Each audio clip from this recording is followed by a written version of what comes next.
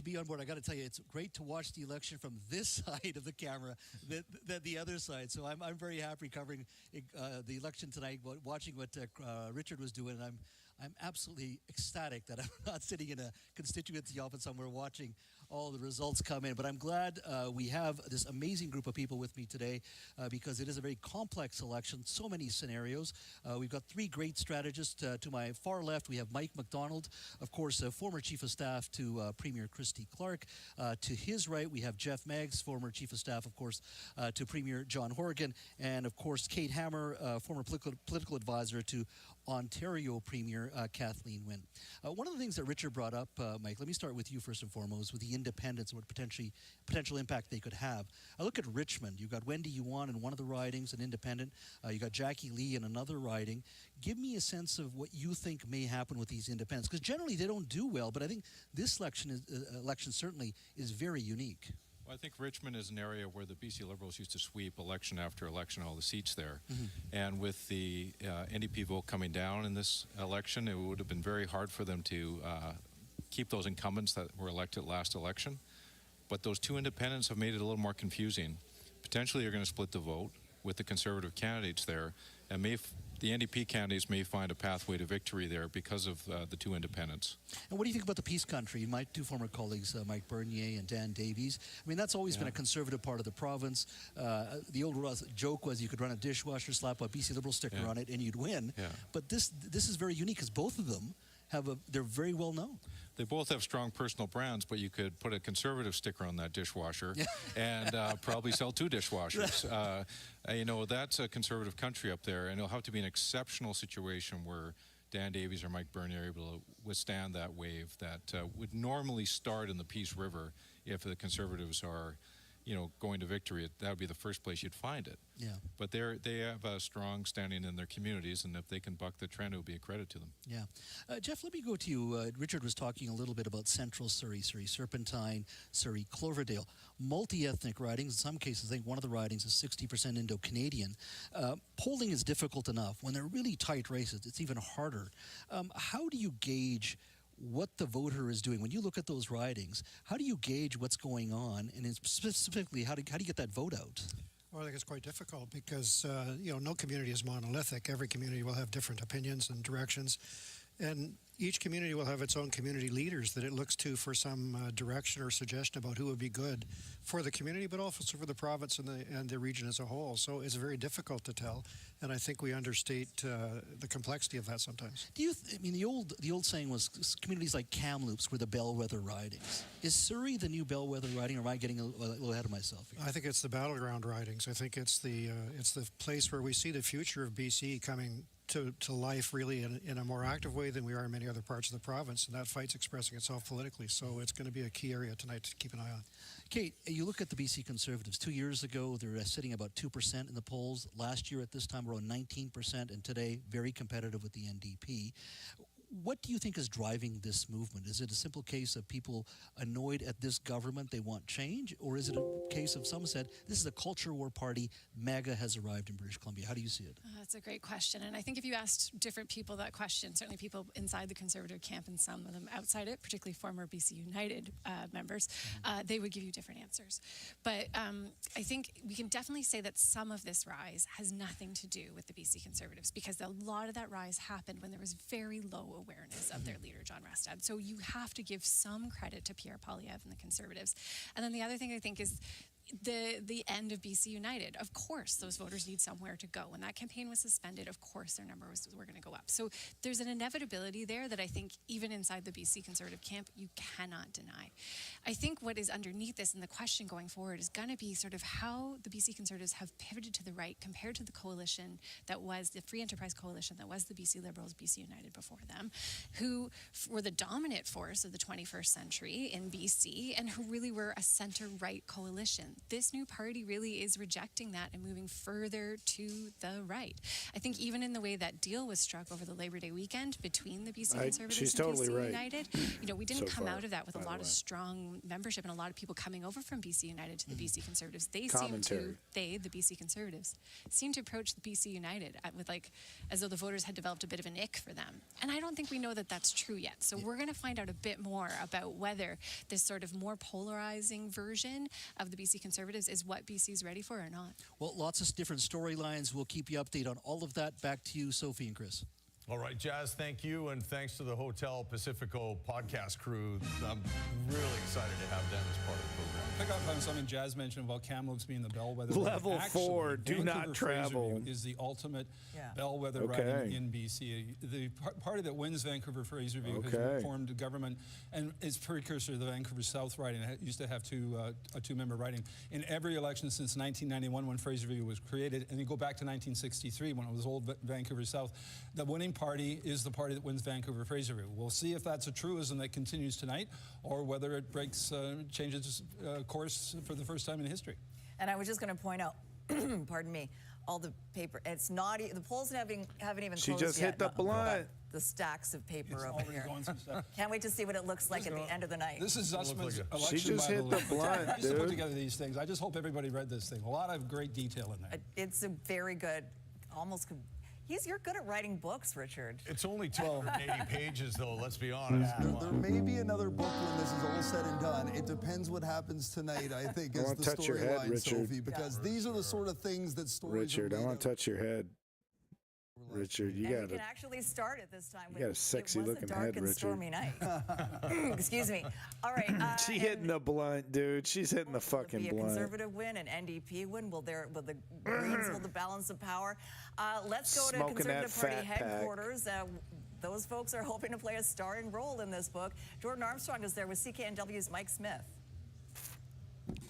It's low? Yeah, Sophie, we'll All pick right, up I'll on bring the it up. weather. We've been talking to a conservative strategist here, and he admits the weather is probably the wild card here. They're hearing Weather about sucks lighter right traffic at now. polling stations today, but who that benefits, we'll have to wait to find out. Weather But Mike sucks Smith, right it now, hasn't dude. really dampened their spirits here. They're overall pretty upbeat. No, it's an exciting night. I'm excited. I get excited every election night. I'm just speaking excited. to some of the strategists here. We've had a chance to talk to a few of them here I'm that excited. are already in the room. If you're not And we were excited, I'm asking- banning you. They legitimately think they can pull this off and make history tonight. So they're on pins and needles thinking what's going to happen. Yeah, We did ask about the conservatives are weather, gonna and win the weather big. is a really interesting 'Cause- wild 'cause card the here, world because sucks. they did say the reports that they're getting in Conservatives from are their gonna people win. is that voter turnout is down in a lot of these Yeah, ridings. so that because means of the conservatives weather. win. So the question is, who does that benefit the most, right? Now, Yeah. you'd think that maybe which voter is most motivated to go out in a torrential downpour and vote. That would be, they're hoping it'll be their supporters who want to get rid of an NDP government, and they're motivated to go out in the rain to get it done. And of course, Yeah. there is still time. Polls still open till 8 o'clock. So, yeah, the machine, that's why Get you out probably don't and see a lot vote. of people here. They're still at the local offices trying to get people No, out to the link it. polls I'll right play up it. until the last Link it. minute. That's funny. Mike, you've covered 8 BC elections. Have you ever seen a campaign as weird as this one? No, I don't think so. I've covered a lot of campaigns, not as many as Keith Baldry, but pretty close. And yeah, this has been one of the I wanna strangest touch ones, your if head, not the Richard. strangest one. Like, I've never seen an election campaign where one of the main parties contesting the campaign, in this case BC United, Oh, they're decides so to just clever. pack it in, cancel all their candidate nominations, and endorse By the way, other thank you party for the that they've been follow. trashing for effectively a year, and then coalescing Appreciate around it. the BC Conservatives. So I've never seen anything like that. It's unprecedented. But whatever happens here tonight, Yeah, no, the we're still going to conservatives get are going to an win historic outcome. big. It's going to We be either really get- if they get a embarrassing. conservative, Trudeau win has here tonight, completely that's lost the obviously an fucking earthquake plot. result. But even if they end up with a large opposition, which is the other outcome here, that is Trying to historic find in more itself, too. movies. So, very exciting I night. want to be Very entertaining. weird campaign. Who knew a legging baron would What's come this up one? in this Shrek. campaign? But Chip Oh, Wilson was a Shrek name we 2. heard several times, wasn't it? All right, we'll send it back Shrek to you 2, guys for now. the Shrekening. Chip Wilson had a lot to say during this election. Shrek 2. Yeah, and David Eby used him as a foil. You're very basically informed saying, about a "I've got variety of nothing to do, issues." Nothing in common with billionaires. If you want You think so? billionaires, vote for conservatives. That became a You think so? David Eby in the last part of the campaign. So Chip I think I'm losing my mind. I think I'm not having a good day today. So I need to think about stuff. So, but your words make me feel good. So thank you. But I do think I'm losing my mind.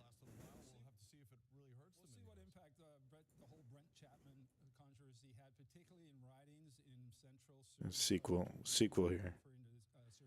It's just life is really hard right now. That could be where the election is won or lost, and we'll see if Chapman's very controversial. Life is really hard right now, dude. But you know, at least I have the BC elections to cheer me up. Reference that I know. around. I know. Because you have the deepest experience. That's right. It's a Wow. breadth and depth of experiences. But some of Man, they're sucking each other off. Let's see if I can find more. I'm sorry. I saw this is coming. Is gonna. There's the results are gonna come down at 8. So I was like, you know what? I'll just fire it up. Everything is temporary, good and bad. It's true. It's true. No, it's true. But it's just like, I want so much. I want so much.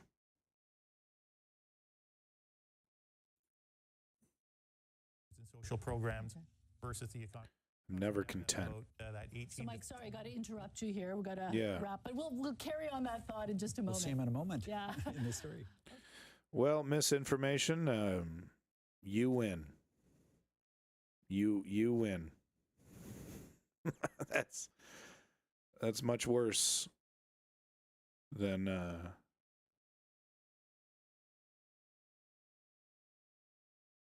what I'm dealing with. Oh, this guy right here, he's the conservative. He's the most uncharismatic, disgusting person I've seen in my life. And he's probably going to win. Vying to form government. We're watching history unfold and talking about it in real time. It's been nearly 100 years since BC had a conservative government when Simon Fraser Tolmie was premier from 1928 through 1933, documented in black and white in the hallowed halls of the BC legislature. Following some coalition wartime governments, the Tories' fortunes faded. Between 1952 and 2023, the Conservative Party at BC was a hobby. It was a marginal, dormant factor in BC politics.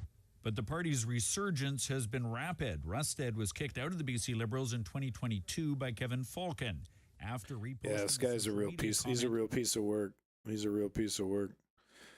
You know, I only discovered a couple of years ago that an ex-girlfriend of mine committed suicide. And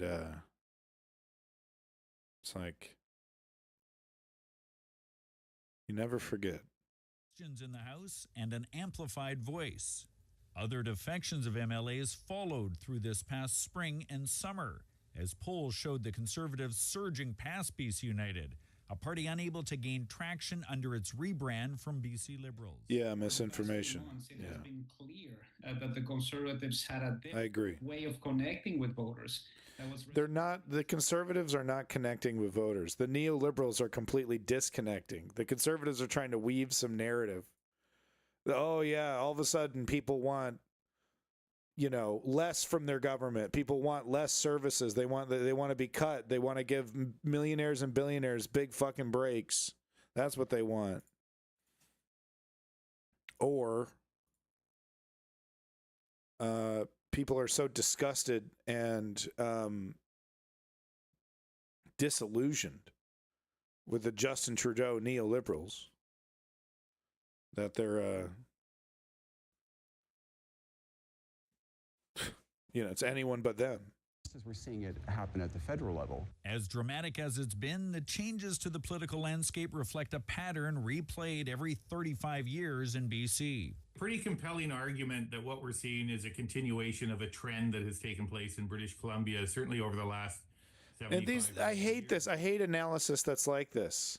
Human beings don't work this way. There's a reason. There's a fucking reason. Okay? It's the failure of the neoliberals to actually govern. It's not cyclical like a fucking moon cycle. Back in 1952, only to be replaced itself as the free enterprise option by the BC Liberals 40 years later. Not surprised. I expected something would happen, and it may be much more than what we think it to be. I think the time is now. Whether the BC Conservatives break through and form government this time remains to be seen. Already, though, they've made history while rekindling the fortunes of the province's long dormant. They're going to get in. They're going to do whatever they can within their power to give to hand out, to give handouts to millionaires and billionaires. Cut. They're going to cut projects. They're going to cut departments. They're going to cut services. It's going to be a bonanza. They're going to cut as much as they possibly can. And then people are going to be like, "Oh yeah, that's right. I don't like Justin Trudeau, but I do like actually things changing and happening, even if it's slow." Not to defend the neoliberals, but this is what you get. This is why we want to go NDP. Maybe I'm wrong. Maybe it'll be NDP. But the polls are embarrassing. The polls are legitimately embarrassing. Young people are voting for conservatives. It's legitimately embarrassing. Speaking, we have absolutely no idea what a possible Rustad government would look like or what it might represent. Cut. With the EP government, services gone. Continued focus and continue the work we've accomplished. The real question is, will our taxes even go down? Oregon government over the last several years. Probably what we'll see is the classic conservative move where, well, I'm going to cut everybody's taxes, but especially the rich. But the cuts for the middle class and the lower class are temporary. And then the cuts for the rich, they're temporary too until a couple years later, and then they're made permanent. And we're the fucking suckers. This is how they do things. This is how they do things, okay? And Barack Obama was fucking part of that when he inherited Bush's economy. He helped Bush. Solid, valuable platform to build. But I don't know. But he's right though. Who knows? Who knows what the BC Conservatives are actually going to get up to, man? Canadian politics is a little weird. They might actually want to govern and stay in office instead of just handing over a bunch of fucking trees. This is the guy, dude. This is the guy, bro. This is the guy, bro. He's such a white conservative. He's such a millionaire, dude. It's so ridiculous. Where on earth? Well, we'll see. We'll see misinformation. A set of values, the doom and gloom. All the doom and gloom about the U.S. economy. Everyone's going back to the dollar, and that changes the whole dynamic. That gives you a lot of leeway to kind of fuck around. So let's not forget that either. Let's not forget the power of the dollar. Reconciliation as opposed to a lot of this guy. So this is an Indigenous guy. So the Indigenous stuff is really big in Canadian politics. And here's this Indigenous guy hawking for the Conservatives, pro-conservative, and he's so boned. He's so fucking boned. Conservatives absolutely want nothing to do with Indigenous rights. Hell, it's they're probably hard pressed to not call it woke. All right, let's get some analysis here. Homie's on his cell phone. Get off your cell phone, Mr. Egghead. 2024 coverage continues as we welcome viewers across the country on CTV both. News Channel. Kind Just of both, a half isn't it? hour of voting left, and then the counting begins. A record. Yeah, and we're going to get results right away. Okay, this isn't going to be Florida. NDP leader David Eby, Conservative leader John Rustad, and the Greens' Sonia Furstenau have spent the past month making promises. It's been a rather negative campaign with the frontrunners taking aim at each other. Yeah, the CTV's debates Martin were McMahon great. with more on this most unusual election. The debates were awesome. It's been a race pollsters have indicated will be incredibly tight. NDP leader David Eby baby. spending his final day in the Vancouver-Yaletown riding in what's expected to be a close contest, delivering a final barb to his Conservative rival John Rustad. We understand that science is real, and we don't embrace conspiracy theories, and we support people with the big challenges that they're facing, because that's what this is all about. Eby referencing a handful of Conservative candidates who flirted with fringe ideas, highlighted by Brent Chapman in Surrey South, who has been accused of Islamophobia and seemingly expressed doubt about mass shootings, including Sandy Hook. Rustad has distanced himself from Chapman's comments, though has had his own comments put under the microscope. The so-called vaccine, the COVID mRNA shots. When I talked to Bonnie Henry about it, I started to realize that it wasn't so much about trying to get herd immunity or trying to stop the spread, but it was more around shaping opinion and control on the population. And how could we forget the signs spotted outside Lululemon founder Chip Wilson's home, where the billionaire accused the NDP of being communist, before those signs were vandalized. I'm on the side of the people who are trying to get by, facing higher costs and struggling in different ways. That problem's not going to get solved with spray paint. Communist. The problem's getting solved with votes. Now let's head to CTV's Penny Daflos in downtown Vancouver at the NDP election night headquarters. And Penny, you have a guest with you. I do, Mi-Jung. We've got the NDP's campaign director, Marie Delamatia. Thank you so much for joining us tonight. No problem. No problem. Okay, I wanted to ask you a few questions, having spent a lot of time on the campaign bus, and I want to get some insight from you because the ground game that the NDP has been playing, being able to reach out to voters directly, that seems to be a key strategy for you. Yeah, absolutely. We want to get out there and talk to voters one-on-one, knock on doors, on phones, via text message, just to connect with them any way we can. To How make you sure doing, that Off-World? You have slice identifying where pizza. our Come vote here. is and making sure they get out and vote on Election Day. Key part of that is your volunteers, NDP supporters that I've encountered on the campaign trail, the supporters, the volunteers, they're just so incredibly dedicated. How important is it to kind of build up that team in advance of this 28-day marathon that we've had? Yeah, absolutely. Like really super important. The volunteers are everything That's to right. us in our 28 campaigns. days, And that's it. After 2020, when Jealous? it was a COVID election, and 28 days. We were a little bit concerned Start that to maybe finish. people wouldn't come back to Jealous. come into campaign offices again and to go out on doorsteps and knock on doors again. But really, we've seen a real big increase in folks wanting to come in and wanting to door knock, filling up campaign offices, getting out on the doorsteps and talking to voters about the issues that matter to them. Now, you also managed John Horgan's campaign. David Eby. I was on the bus with John. You were on yeah. the bus, okay. Yeah. Very different he's on the campaign fucking styles. bus They have with that John. real personal touch, but I imagine that as leader, Get it was a bit of a it. different I'm strategy judging. with David Eby this I'm time around. judging. Give us a little bit of insight into his input and how the whole thing worked. The internet has ruined me. Yeah, I think they're different guys. They're different. They have different strengths, and we play to those strengths when we're campaigning, making sure that we're making sure that people see the things that are really impactful about their commitment. David's kind of more thoughtful, serious. Yep. Problem solver 100%. kind Probably of leader, better whereas paid, John too. was kind of more this kind of like. Uncle that you want to chat with and talk to kind of guy, and I think those are different personalities, but they're different strengths, and we played to both of their strengths in different, I'm sorry, in different I'll stop. campaigns. Thank you so much, Marie. I really appreciate your time. There you go, Mi-Jung. A little bit of insight into how the NDP has been able to connect with voters over a very intense 28-day campaign. A lot of energy that we saw on the campaign trail. Yeah, it's interesting to hear the behind-the-scenes intel. Thanks, Penny. Yeah, it looks hopping. Big By far, party the biggest happening over there. battleground Looks hopping, ridings are dog. in Surrey. 10 seats are up I for got grabs the party there. happening CTV's over here is I Reagan think it's more Hasagawa is hopping. live in Surrey, where the NDP is hosting a watch party. Reagan. Oh man, look at that party, dude! Surrey Look at is that dance crucial floor. in this election, Mi-Jung, as you mentioned.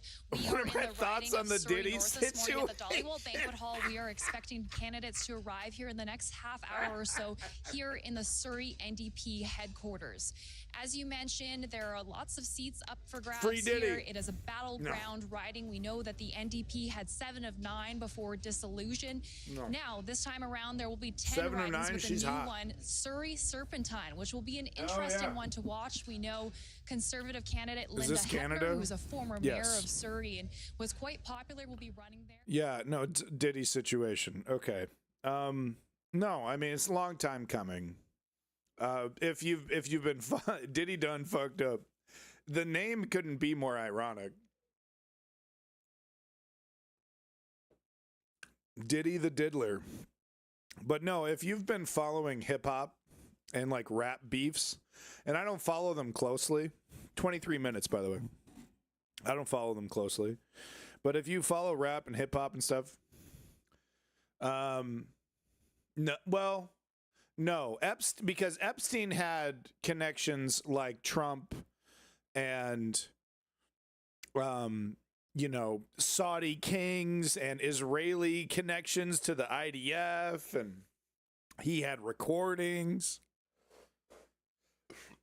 Epstein was on a totally another level. Do you ever see Canadian news in my dreams? Well, I smoke weed, so I don't have dreams. And when I don't smoke weed, I don't have a lot of dreams. I have nightmares. But when I do dream, it's absurd. It's not like I get what I want. It's like it's always like I almost get what I want. But I never get what I want. Is that how it works? Is that how it works? Oh, maybe that's normal. Okay.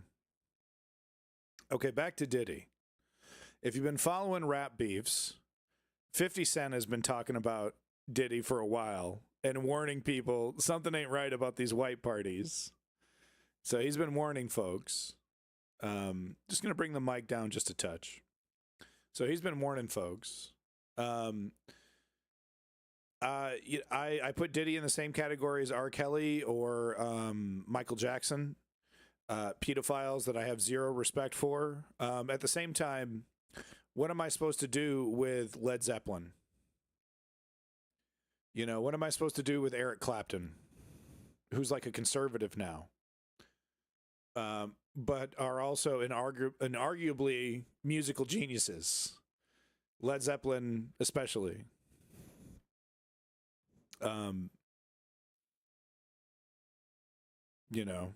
Not everybody was as cool as Freddie Mercury.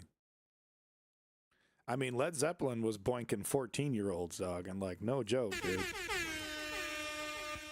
And what am I supposed to do with that? What am I supposed to do with that? Different time. I don't think Led Zeppelin peed on anybody. So do we want to go to that level? Just took a lot of virginity on that crazy ass bang bus of a plane.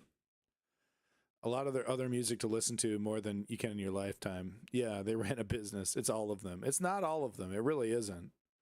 And okay, Led Zeppelin's brilliant though. I'm not gonna. What am I supposed to do with that? It's tough for me. Health, and of course, after the high-profile violent attacks that we have seen, there's been a push by both the Conservatives and the NDP for that involuntary care model.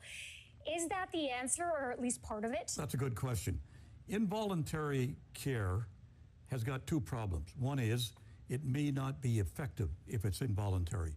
Secondly, there may be a charter violation insofar as you're compelling someone to undergo treatment if they don't want to. But I think it's such a compelling issue that I think this is something that we need to go ahead with.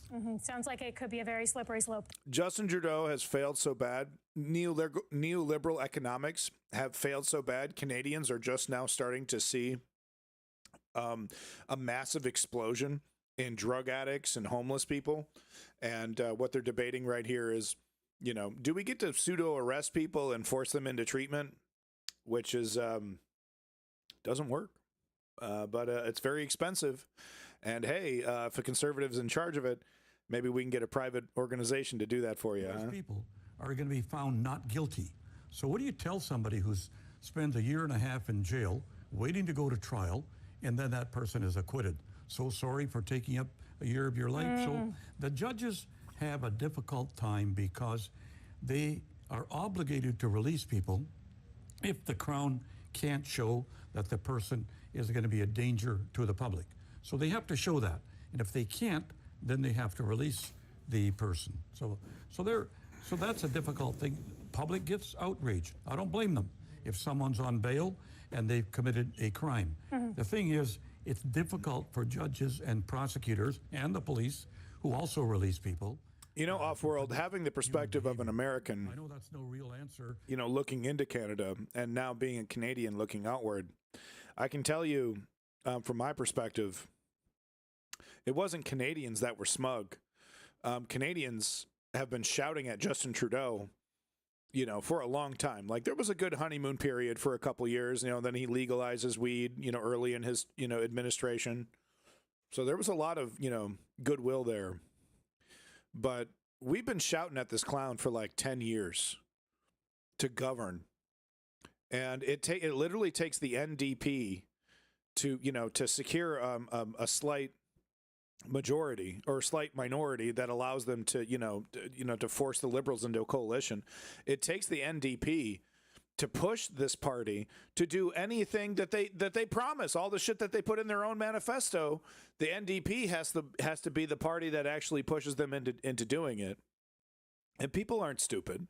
They see the grocery store, cartel taking full advantage. They see the oil companies taking full advantage, et cetera, et cetera.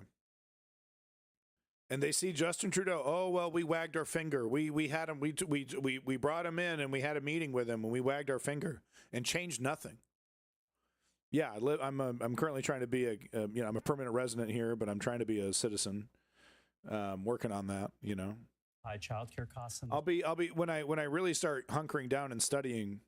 I'll be doing it live on stream. It'll be fun. Get it. So again, struggling to make ends meet and find that housing that they can make ends meet with. One of the things, though, that's interesting is that they have a low belief in an active government in going in and intervening in the economy. So again, we'll see how they respond to what's on offer this time around. Yeah, and these are the 11 categories of voters that we're looking at. You'll only see this right here on CTV, but here's what's going on in this riding. We don't have an incumbent in this riding because, well, he's right behind me in this studio, 8-term BC Liberal MLA Mike de Jong retiring. So without that strong incumbent, it could be a big issue like housing affordability that really influences how people vote tonight. Mi Jung, back to you. All right, thanks, Nafisa. Another issue facing British Columbians is health care. Let's go to CTV anchor. NDP, New Democrat Party, or New Democratic Party, basically progressives, far more liberal than Justin Trudeau's Liberal Party. We have the Conservatives right here. They're exactly what you think they are, but they're Canadian style, so it's a little lighter. The Conservatives, you could compare them to American Democrats. But who knows how hardcore these guys have been. They actually haven't been in power at all. And then we have the Greens. I'm not quite sure why the Liberals aren't even on here. I think maybe it's because the NDP they've outvoted the Liberals as representing the left. I'm not quite sure why the Liberals are not part of this calculation. But it is interesting to see that they're not even part of this right here. I mean, it really does go to show just how the power is slipping away from Justin here. We're facing a problem in many jurisdictions, but the lack of access is troubling. We get frequent phone calls at the office every day looking for healthcare is getting shittier. Can you take me? Can you services take my, getting shittier? On? And all the neoliberals have is excuses. Primary care obstetrics now. Protecting the rich. It's not uncommon for you to be discharging moms and newborn babies to seek care in an urgent care center because we're not attaching them fast enough to family medicine or nurse practitioners. Yeah, and a little history of Canadian politics. It actually emulates U.S. politics very closely. There's only ever really been in power, like as the prime minister, the Liberals or Conservatives. The NDP phenomenon is actually relatively new. So even though there's a lot of people who agree with the NDP, that's still kind of scary. They're not making the investments in healthcare. They're making excuses. And they're too afraid to raise taxes on rich folks. And they would rather raise taxes on the middle and lower class than change up messaging to try and convince us this is what we need, while also lumping on a fucking carbon tax, which is like, okay, we got to do something about climate change, absolutely. But the middle class need a fucking break. You know, right after COVID, right after, inflation and greedflation, and we get a nice little announcement from the neoliberal Justin Trudeau party. Oh, yep, taxes going up for climate shit. But yeah, I mean, healthcare is also a thing that, people can't get what's called private doctors or family doctors, which is essential to the healthcare system working. And then, of course, conservatives have been blaming the immigrants that are coming in, and it's complicated. The immigrants are not totally to blame here. Not even really, I wouldn't even say half, like 50-50 to blame. It's less about the immigrants coming in. It's more about the lack of governing coming from these neoliberals, because they're too goddamn afraid to insult their buddies, right? Because who does Justin Trudeau hang out? His family is fully connected to a bunch of oil oligarchs. He's a fucking silver spoon teetotaler. Just like just like a lot of them. You don't think Pierre isn't either? Pierre Poilievre, he's on the Conservative Party over there. So, but they're up their own ass, and it seemingly they've already lost 2 early elections in the last couple months. The Liberals have been, their asses have been kicked, even in an area that was safe for decades. It was a Liberal stronghold, kicked out of there.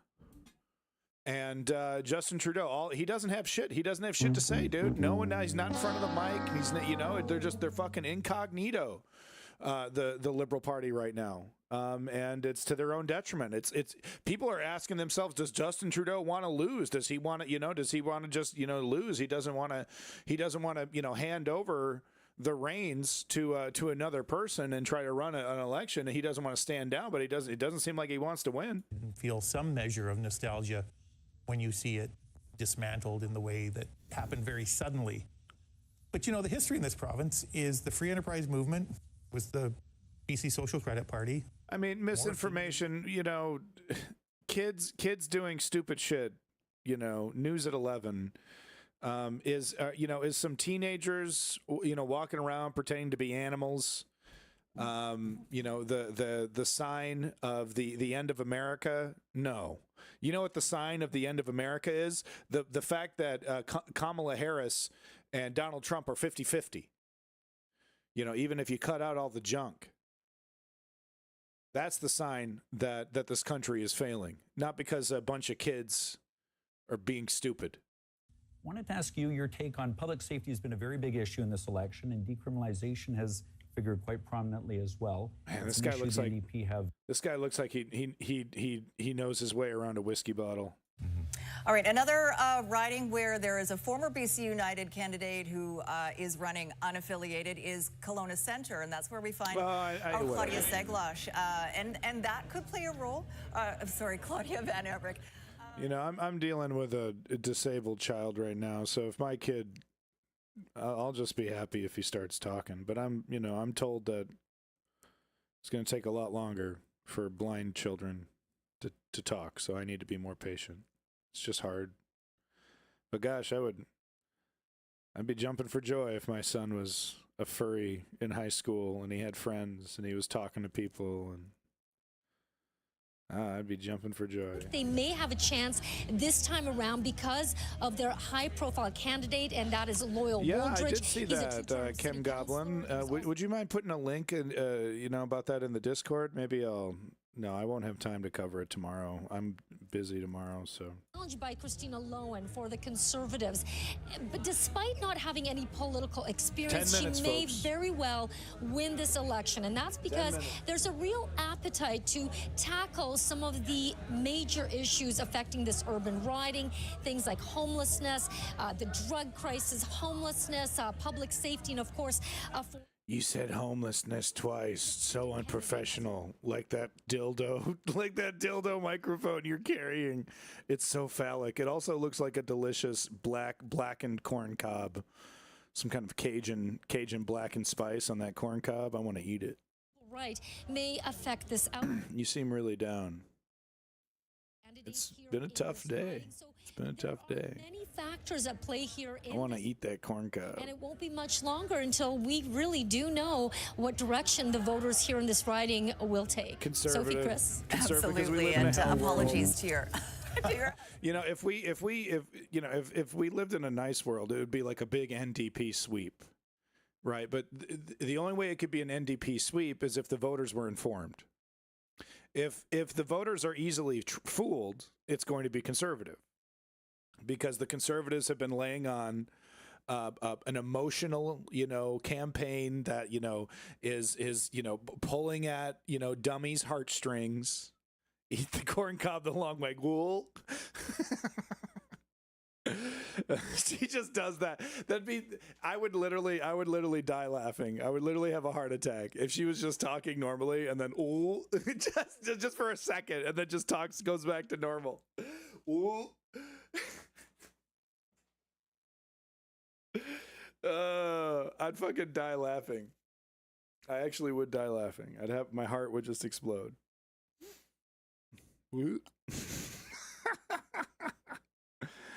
Oh, fuck. We have fun here. 8 minutes, folks. Battlegrounds is the riding of Surrey Cloverdale, where the two main candidates admit it will be a very tight race. CTV's Michelle Bernaro has more. I might have some connection to Cloverdale. Conservative candidate Eleanor Sturko has been pounding the pavement for months. Knocked on thousands of doors, yeah. And her rival, the NDP's Mike Starchuk, has been doing the same. Ain't come to my house. Well, the doors have become very receptive over this last. What is up with my mic? Both wow, it peaked really well loud. aware of just how hard they'll have to fight if they want to take Surrey Cloverdale. It's extremely tight. I think this is really a tight race. I think the race is going to be close. I think where it's going to be won is on the doorsteps. And on the doorsteps, what both candidates say is first and foremost on the minds of voters is health care. People who have trouble accessing health care or feel that they've received substandard care as a result of long waiting lists. Hey, Smash. And they're interested in talking. This is a pretty boring one. It's gonna be over pretty soon. Once this timer goes down, we're gonna start getting results. Probably another hour. Then I'll be calling it a night. But yeah, I really wish one of these dudes knocked on my door. It was long held by the Liberals until the last election when the NDP won it. Since then, the boundaries of this. Oh, so that's what happened. The NDP beat the Liberals. I mean, that really does tell you, The outcome on voting day remains to be seen, but both candidates say they've got a lot to offer voters. We know what we've delivered. We know what we're delivering on. NDP has delivered. The vehicle for change is the Conservative Party. Change. Oh, yeah. Conservatives really want to change it. Yeah, you bet. Yeah, you fucking bet. Oh, they'll be changing. Outdoor knocking. But no, the NDP have delivered health care for children, dental care, eye care. Like I said, they have been the force that is actually driving the Liberal Party to actually achieve some of its promises in its manifesto. It's unbelievable. The obvious choice is NDP. If you want a better, saner Canada that's actually going to, go after some of these more egregious elements that are exploiting Canadian society, cut back on them, not hurt their fortunes. Loblaws is going to be okay. Situation sits right now. Yes, our affordability is terrible. Price to income is really bad by global standards. Rent to income. Nothing is going to delay the U.S. election. Nothing. Only the hand of God or some kind of alien invasion would stop this, right? Like, this election is going to be so rock solid, secure, by the book, everything up and down, not a single fucking hair out of place. You know what I mean? Because it is going to be, the allegations of fraud are already there, but the security issues are already there. So there's extra money, no holds are going to be barred. The U.S. election is happening. Like I said, it would require a straight up apocalypse to prevent the U.S. election from happening. It's weird if they knocked on my door.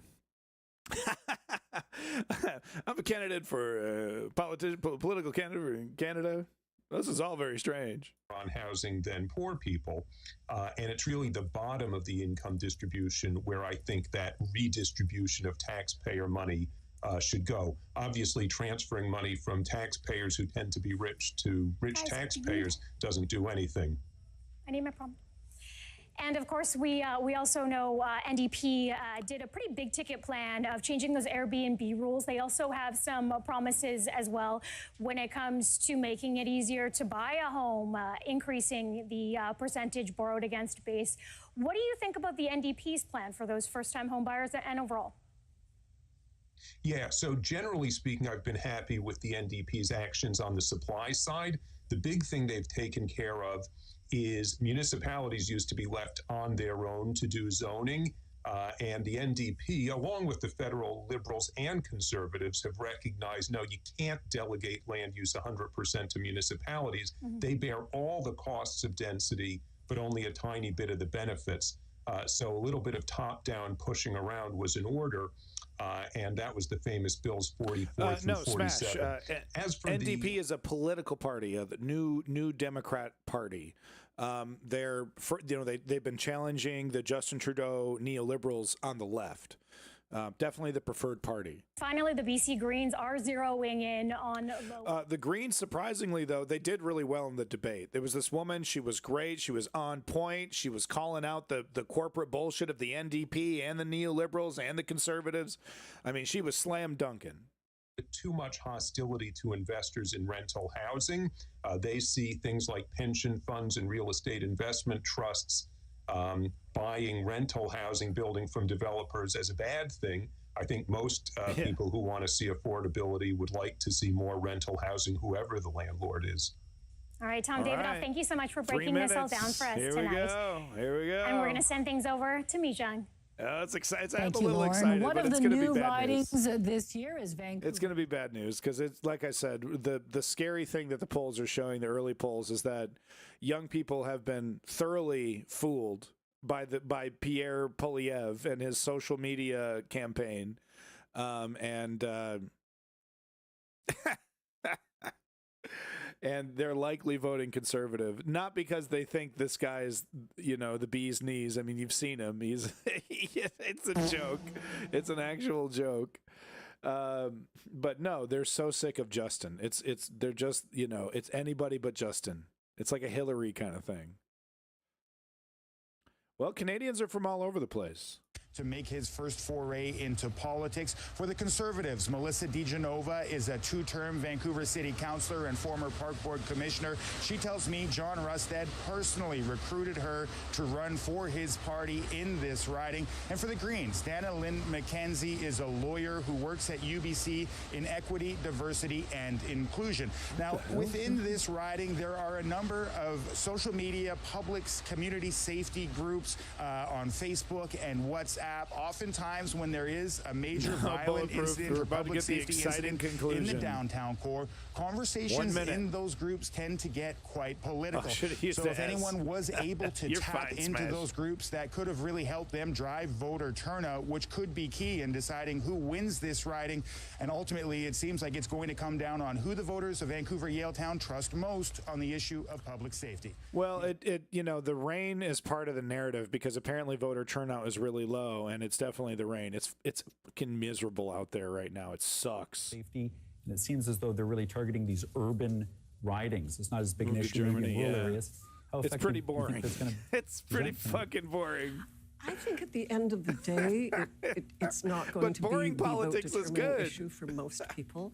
And I think that David Eby handled the issue exceptionally well when he pointed out that. But no, it's look, it's not unlike America, where if Donald Trump gets in, it's literally the end of fucking democracy without being hyperbolic in the slightest. The Conservatives getting into Canada, they will hurt Canadians.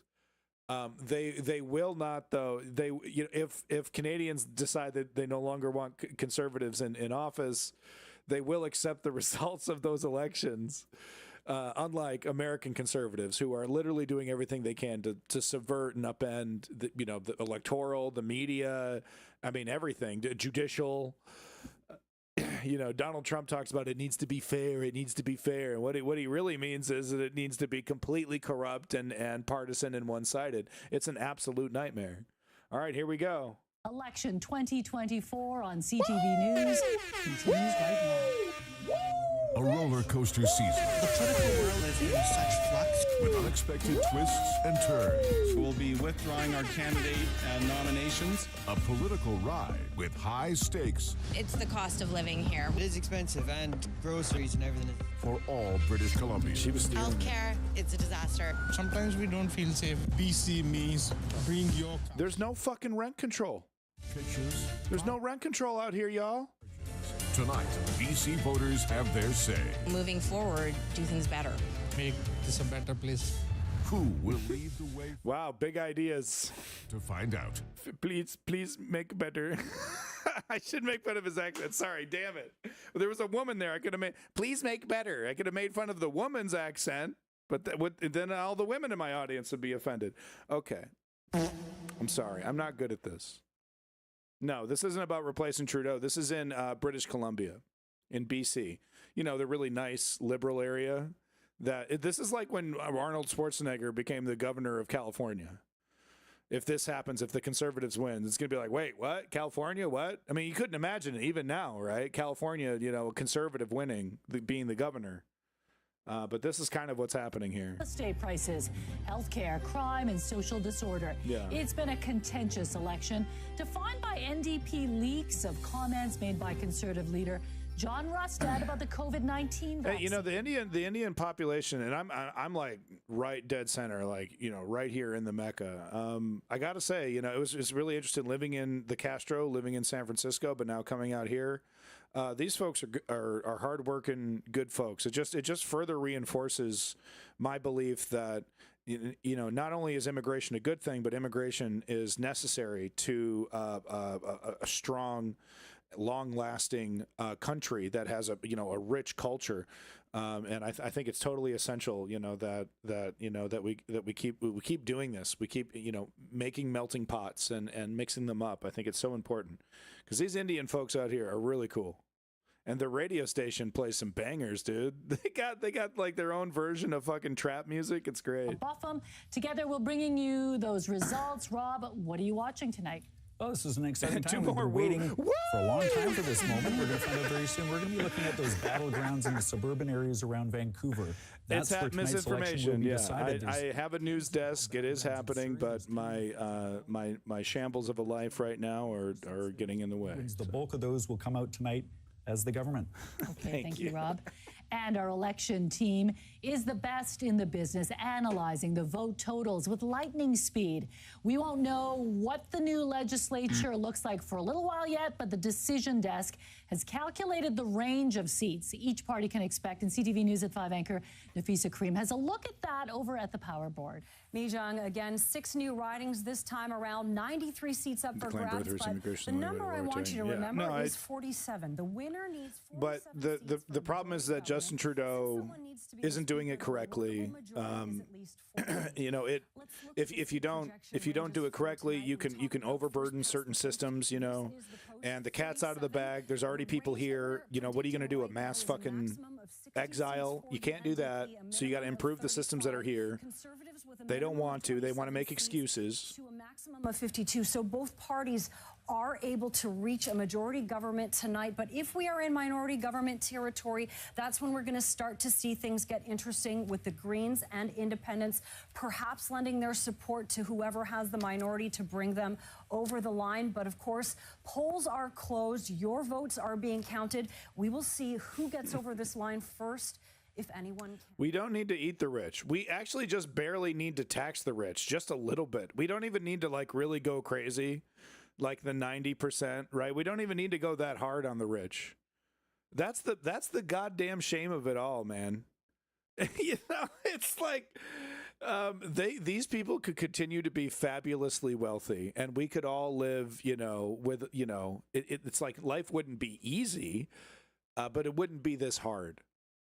And that's the real shame of it, is that this suffering that we're all experiencing in these neoliberal environments, these Western democracies, is to you know, make several thousand individuals fabulously, absurdly wealthy, and they don't even know what to do with it. I mean, look what Jeff Bezos does with his money. You know what I mean? They don't even know what to do with it. They're not cool like Rockefeller or like, you know, and these other enigmatic billionaires that do crazy things. You know, I'm going to fill my mouth with jewels from the Indies, or, you know, some crazy, you know, I'm going to build a ship that goes around the world 100 times or some crazy. No. They just like hoard it. They're all a bunch of fucking smaugs. They're all a bunch of smaugs. Welcome back, Woke Patriot, and happy birthday, everyone. Also, happy late birthday to Smash as well, but, you know, birthdays to everybody, birthday crew. Happy birthday. The big 4-0. The big 4-0 for your boy, Woke Patriot. He says he still feels 40, folks. So, you know what? That's what counts. 98% of them by the end of the hour. Here we go. All right, here we go. 3 for the cons right off the bat. Lead of just a short number of ballots, but that's an early lead for the Conservatives. Yeah, Abbotsford South. Mike, you're watching Abbotsford. Propping up social systems that don't make sense. Conservative You want to elaborate on that, Bulletproof Bullet? Social systems that don't make sense? No, of course, Smash. Congratulations, Smash and Woke Patriot. Happy birthday. It's also my sister's birthday, so happy birthday to my sister as well. I'll uncross my fingers now. Langley, what would that say to you? Well, they'll have to regain. Do you Langley. like birthdays? They'll have to regain the older seats you in get. Chilliwack. No. Again, we talked earlier this evening about Abbotsford West and Abbotsford Mission. Those are all in the Fraser Valley, key seats for the Conservatives and key indicators of whether the Conservatives are going to do well tonight. Okay, so that will be really a bellwether or a signal of what's to come? Conservatives, the blue party is the red party. Well, it's been 46 years since the BC Conservative was elected. I think the Liberals are red in Canada as well, because it's kind of an offshoot of British politics. I think that's how it works. Those are areas of the province the Conservatives have to win to be in this race. For us to be talking in an hour about the possibility Kamala's of 60, a Conservative government, those seats have to be blue. Man, I hope she wins. I really hope she wins. I'm going to make some big life decisions based off this election. I'm going to go and I'm looking at a crossroads right now with this election, and I'm going to go in 2 different directions depending on what happens. So I really hope she wins. Through the course of the evening. Okay, and if you're just joining us Imagine right now, having we more are than joined 2 by political parties. It's nice veteran cabinet photos. ministers, Mike. I mean, it's super nice. Like the whole argument that, the Conservatives are going to, of course, in the current electoral college, the current system that America has, it doesn't work that way. Like, the viable solution in America is to assimilate the neoliberal Democratic Party. So then we can then we can do reforms to the electoral college if we actually get progressives in there. So it's a little different there. No, I currently live in Canada. But let me tell you, it's a huge boon because, like I've said, 3 or 4 times already, it was the NDP party that the Liberal Party has to work with if they want to have any kind of power whatsoever. It was that NDP party that pushed those neoliberals to do progressive eye care reform and dental reform. And it's huge. It's huge. It is a driving force pushing this corporate party to the left. They're not without their own issues. This is politics. This isn't, fun Care Bear time where, one side is totally altruistic. There's some scandals, some finance scandals, the Green Party woman, she pointed out during the debate, NDP happy to go along with the Liberals' corporatism on a lot of things. So it's not perfect, but it is way better than the duopoly that we have in the United States. John Rustad himself, he is not here just yet. He is nearby, I'm told, watching the results. I'm from an area not far from here, although they weren't specific about exactly where he was. And not that long ago, I spoke with the Conservative candidate for Vancouver Little Mountain, John Cooper. They didn't call it a coalition. Here's what he had to say. And they recently And we separated. are here tonight now with John Cooper, the Conservative candidate for Vancouver Little Mountain. John, thanks for joining us tonight. My pleasure. Thanks for having me. All right, so it's been a long campaign. How are you feeling about the Conservatives' campaign? How about you ask him about his policies? How about you ask him about his fucking policies?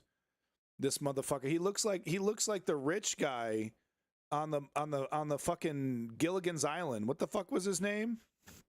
Mr. Howell. Homie looks like the rich guy on Gilligan's Island, dude. Look at him. Hold on. You'll see what I mean. Rich guy, Gilligan's Island. Mr. Howell. Homie looks like Mr. Howell over here. Give me that picture. Look at this. Look at this shit. Mr. Howell looking motherfucker wanting to cut his taxes. Yeah, I bet. I think that gives me a little bit of a boost, and we'll just see. I hope there's photos. A blue wave tonight, Woke Patriot is woke. I think I've got buddy. a shot. All right, thanks so much for your time. You done them's fighting words. Them's fighting words. Woke Patriot is actually very woke. And there's nothing wrong with being woke. Because you know what being woke means? Being woke means that you acknowledge that there is a issue when it comes to racial bias, systemic racism. When being woke just means you acknowledge the real issues of racial discrimination that are systemic throughout our government, justice system, and of course policing. That's all woke means. Not all this stupid Jordan Peterson bullshit. Woke just means that you are aware that there is, that Black Lives Matter and that there is a massive disparity with how people of color are treated, government, judicial, and policing. No surprise there. That seems like I defend that shit. I defend woke. I still defend vaccines, by the way. God, I mean, just the shit. We'll never move forward if we continue having conversations with people who want to pretend to be interesting by having contrarian points of view without facts and to back them up. It's just, well, I have a contrarian POV. Did you have any way to back it up? Any way to prove it's objectively better? Here we fucking go. There we go. Great. Re-elected in the Chaco Lakes. Wait, no, okay, so he's been re-elected. This milestone. The first person elected tonight. Okay, so he's been re-elected for his seat, but that does not mean that the Conservatives have won. Okay. And the leader. 37 to 28. The Conservative Party is the first Conservative elected. Yeah, congratulations, female eunuchs. I got my booster a couple months ago. I think I'm due maybe 3 or 4 months for the newest one. John Rustad ever still haven't caught COVID, by the way. Sons of bitches. Wasn't by accident. Ever maneuvered to become a leader, and yet here he is on a very exciting night. And okay, now, we've got another re-elected MLA, Bruce Vanman, who was was he the... Yeah, that's what woke means. Yeah, woke means you want to have post-birth abortions. Post-birth abortions. Yeah, woke means you literally want to kill babies. No doubt about it. Absolutely. Yeah, everyone on the left that I talk to constantly talks about post-birth abortions. Oh, man. We love them. I won't say ours. It's such early minutes. I think the ones we've seen so far I've not caught COVID yet. You know why? Because I still use masks in incredibly crowded areas. I still use hand sanitizer. When I go out in public, I got one in my car, and I get my fucking boosters. The NDP by a healthy margin, 900, almost 1,000 votes there. And no surprise, I mean, he's been elected there previously, the incumbent. You gotta go, Cam. Got a fairly healthy lead at this point. Okay, back to you Vancouver. You gotta go, man. Nikki Sharma. I'm woke. I'm woke, dude. Kill them kids. Kill them fucking kids. Get your natural immunity up. No, how about you keep your diseased, unvaccinated fucking ass away from me, you fucking carrier. You motherfucking super carrier. Your ass gonna get me COVID for the first fucking time, and you're gonna think it's so fucking funny too. I get COVID every other month. Breakthrough a couple of elections ago, and if they lose that, mandatory post-birth abortion. Okay, we'll talk about Prince George Vale. That's Shirley Bonsall's what the hell is that? Yeah, I've never even heard that close slur. results there as well. Yeah. And I'm Lanceville, another one of those. Yeah. That's what happened. Very key ridings. Yeah, no, my family tried to do the same shit. I said, hell no. I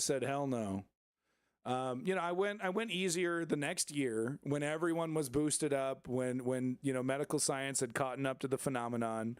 But yeah, that first year, oh yeah, dog. No, I don't give a shit how awkward this is. I'm gonna go eat my turkey outside, bitch. I don't give a fuck. I don't want that shit. I'm sure at the Conservative Party headquarters. But they are probably, for the moment at least, feeling pretty good about what they see. Okay, let's turn it over now to Nafisa Karim. Really need to study the Nation of Islam. Yeah, okay. The ranges in terms of the seat projections. How about religious idiots take their fucking books and shove them up their ass? How about that? How about theocratic tyrants take their fucking books and eat them? Eat them. 64, the NDP, but look, it has narrowed between 37 and 54. Exactly, and misinformation. All of a sudden, vaccines are bad. We are now very close here, right? With a range of 35 to 50. Next time you're arguing with someone about vaccines, ask yourself how many vaccines are currently flowing through their fucking blood veins. Okay? Ask yourself, wait a minute. Why this one? Why this one? Is getting tighter. We'll see who can get to the magic number of 47 Shut the fuck up, if they Photos, do get there you at bitch. all. Okay, thank you, Nafisa. As she mentioned, the race is tightening up. Conservatives doing well. Let's take a look at Vancouver Point Grey. Of course, the riding of David Eby. Only a 35 vote lead right there. He is expected to... Sorry, Photos. You caught me in one hell of a mood. I'm very easily triggered today. I'm super triggered. I'll ban you for looking at me wrong. I think did David Eby and the NDP a lot of favors. You know, yeah, I'm on Blue Sky. Who has the I'm on Blue Sky. I'm just incredibly lazy, and I'm terrible at this, and I'm terrible at networking. I have it. It's on my phone. I got a Blue Sky alert. Someone followed me yesterday. I don't know. I got to put it on my link tree. Do I have my link tree properly programmed yet? No, I don't think I do. I didn't set up the command yet, but it's there. I have a link tree, but it's not, my Blue Sky isn't on my link tree. Here's the link to the link tree. The link tree's a joke. Looks like the Conservatives are going to win this, guys. It's very exciting, isn't it? And to have the returns come in it has, quickly and as rightfully they are, so. I think is great for the viewers. The changes to the blocking. So I'm going to. I have the news article queued up. I don't know if I'll have an opportunity to report on it. But yeah, it is pretty big. Blue Sky apparently crashed with the amount of new users coming in when Elon made that change either today or yesterday. I got the notification when I logged into Twitter. I think it was a couple days ago. 500,000, I think, people coming in. Behind me.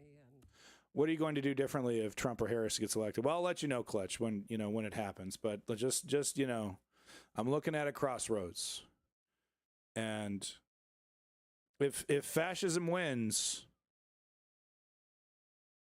that changes my life. People want to pretend like it's not a big deal, like it's not going to change your life. It's going to change your life. If fascism doesn't win and there's a 4-year reprieve, I might decide to mix things up a bit. Gotta move to China? No, fuck no. Trade one dictatorship for another? No thanks. New candidate in its other incumbent riding of Saanich North in the islands. Don't need to get a vaccine before you get the booster. Has arrived to a standing ovation here at the party. She kept her speech brief, thanking folks for their support. If I'm understanding it correctly, Smash, it's the same vaccine, but programmed. So this is the lady from Green. Hold on, this is the Green Party lady. I was interviewed on the day after. She's great. And I said that we campaigned with love in our hearts. And I went into this campaign absolutely determined to campaign with love in our hearts, because politics needs a whole lot more love. Yeah, sure, and that's why you fucking lose every goddamn time. Yeah, better to be in Canada. The NDP, the new Liberal Party, or what? Yes, that's exactly the new Democratic Party. Yeah, that's what it stands for. Hey, you're learning something. How about that? But yeah. Definitely better to be in Canada if Trump wins. But Thank you, Yvonne. I'm not gonna sit here and, if Trump wins, our lives are going to change. If you're an American, and I have to be in America because that's where the proper school is for my child. Canada, as great as it is over here, does not have adequate services for blind children. There isn't even a proper school for the blind. Apparently, there was one in the 80s, but in BC, in Vancouver, where I've bought a house. So, luckily, though, there is a school for the blind very close to where my wife's parents live. So that's where I'm going to temporarily live. So that, look at the NDP conservative. Whoa.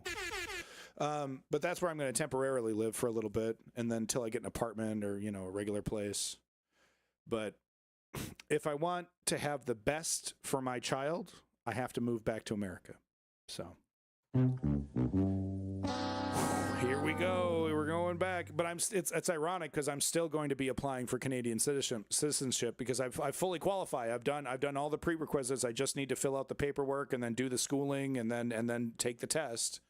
And then I get to be a citizen. So it's funny. I'm going to be living in the U.S., but I'm going to try to finish out and learn how to, try to be a citizen. It's such a mess. And we knew Adrian Dix was going to go back to Victoria. Absolutely. He's one of the safest NDP seats. 46, 45. It's close. Vancouver with the 12 seats there, the Conservatives would probably be happy to come out of tonight with 3 of those. So I would expect they'd be happy with that. They'd like to split Surrey, and they'd like to pick up seats east of Surrey. Mm-hmm. They've probably got to pick up the bulk of the Fraser Valley if they want any chance of winning, I would think. If the Conservatives are going to form government, they have to pick up all those Chilliwack, Langley, Abbotsford seats. Ward Shermer's been re-elected. And Victoria Beacon Hill, look at that. God, yo, I'm sorry. Okay, I can't make fun of in the lead, but a very narrow lead, but early on. Yeah, Tim Tillman, he actually ran Canadian politics, folks. Campaign. He had some interesting online. If that was a Conservative, he would have loved to have, worn an eye patch, Funny commercial involving that, but I don't think he's going to prevail there. But amazing to see. Pretty strong NDP seat. So Sonia Furstenau, who I thought acquitted herself very well in the leaders' debate, has developed, I think, a very strong reputation, positive reputation in the House. Can she beat the incumbent Grace Laurie from the NDP? That, too, would be bad news for the NDP. That would be it. Yeah, we're talking a lot about Surrey. St. John Alexander is live in Surrey, Cloverdale, at the campaign office of Conservative candidate Eleanor Sturko. St. John? It's been fascinating to watch the results come in. I've heard, it's like an early Christmas present, like, this is so hard, the reaction. The TV's just over there, and the reaction has been quite something else. Okay, so we have Bianca here, we have Deborah here, they are volunteers with the campaign. What are you thinking so far? We'll start with you. I'm almost ready to have a heart attack. What do you think? Are you feeling positive? What are you feeling right now? I'm feeling positive. Eleanor's an excellent candidate, and she's going to serve this riding very, very well. No. We're going to talk about the weather today because it was crazy. I know you're volunteers. No. You've got to make sure you get every vote out. So what was it like out today? What was the plan? We were drenched. So we were out today. We had... I am not drenched. Look at the turnout. Look at the turnout, man. Look at the turnout. The tens of thousands of people live in these areas. The results so far, you Holy shit. The speed of it all coming in. It is leftist turnout. Well, the Conservatives win when leftists don't turn out. That's, historically how it works in all democracies. Really excited here. Okay, we haven't heard yet about this riding, but we do know that Eleanor Sturko... Welcome back, Borderline. We're just getting the results now, the BC elections here. When she gets the results, she is going to come back. No, this is it. We'll send it back to you. This is it. For the next 4 years, I believe. Watching all these results, some really close races happening in many ridings. In areas that we... And welcome back, everybody. I do appreciate it. I'm, late stream. I feel like shit. I look like shit. But seeing everyone come in, even if it's just, boring Canadian politics, it does make me feel better. So thank you. I do appreciate you coming in. But another lead for the Conservatives at the moment. I was gonna do other stuff, but I was watching this and I was like, you know what? This is good streaming material. Sure, Borderline Feline, ask away. Not consistently, but mainly it has been solid NDP. Trailing. Yeah, Rashna Singh was also trailing. We got the Jaguar Brar look trailing. At the difference. Look at the difference in that. Look at the difference, you fucking... Oh, was it too wet? Was it too wet for you liberals? Was it too wet for you lefties? Yeah, Rashna Singh was also trailing. We got the Jaguar Brar trailing in Surrey Fleetwood. So right now the Conservatives are holding their own in these suburbs. In the interior in Surrey, we've seen 4 ridings where they do have a lead. It's not good. Has been elected It's multiple not times good. there. These guys are going to cut, in the areas that they need to be winning, the Conservatives are winning. In the areas where they need to pick up. Look how pathetic the Greens are. Homie doesn't even have a fucking picture. Doesn't even have a fucking picture, dude. Winning, the Conservatives are winning. In the surprise there, without the party behind them. The North Island's a seat the Canadian Conservatives Chuds are too powerful. Very hopeful to win. It's not that the Conservatives are too powerful. It's that if no one shows up, all that's left are the consistent, boomer vote for the conservatives. But they are getting a boost from the youth. There is this youth boost. I don't know how big. We'll have to see what the after polls are. If you have a look at Kelowna Centre, you see the potential impact of an independent candidate, where the NDP may be in a position to win a seat. Look at the turnout. Look at the fucking turnout. There are thousands of people live. It's probably very small. Fraser, Nicola, but there's got to be a couple thousand people there. Come on, you're kidding me. Independent candidate, where the NDP may be in a position to win a seat. You're kidding. They would never ordinarily. 11 votes. That's where the doctor, Hoomer, is running as an independent, formerly BC United, and Loyal Woodridge made. You presently see the Conservative candidate in second Hey, good place job, behind Cammie. Cowichan Valley, that's Sonia Firstenau's old riding, and the Conservatives are leading. Okay, let's throw it back to Nafisa Karim and Mario Conseco. Here's an example of why we think that the Surrey Cloverdale folks are very excited at the Conservative headquarters. Right now, BC-wide, Conservatives leading an elected 46 seats. The NDP are at 45. There's a lot of blue on this map, but let's take a look at what it looks like in Metro Vancouver. Some of these Surrey ridings, you can see south of the Fraser, there is a lot of blue. And what we're looking at here is a potential seat change for the NDP of losing 11 seats potentially in Metro Vancouver.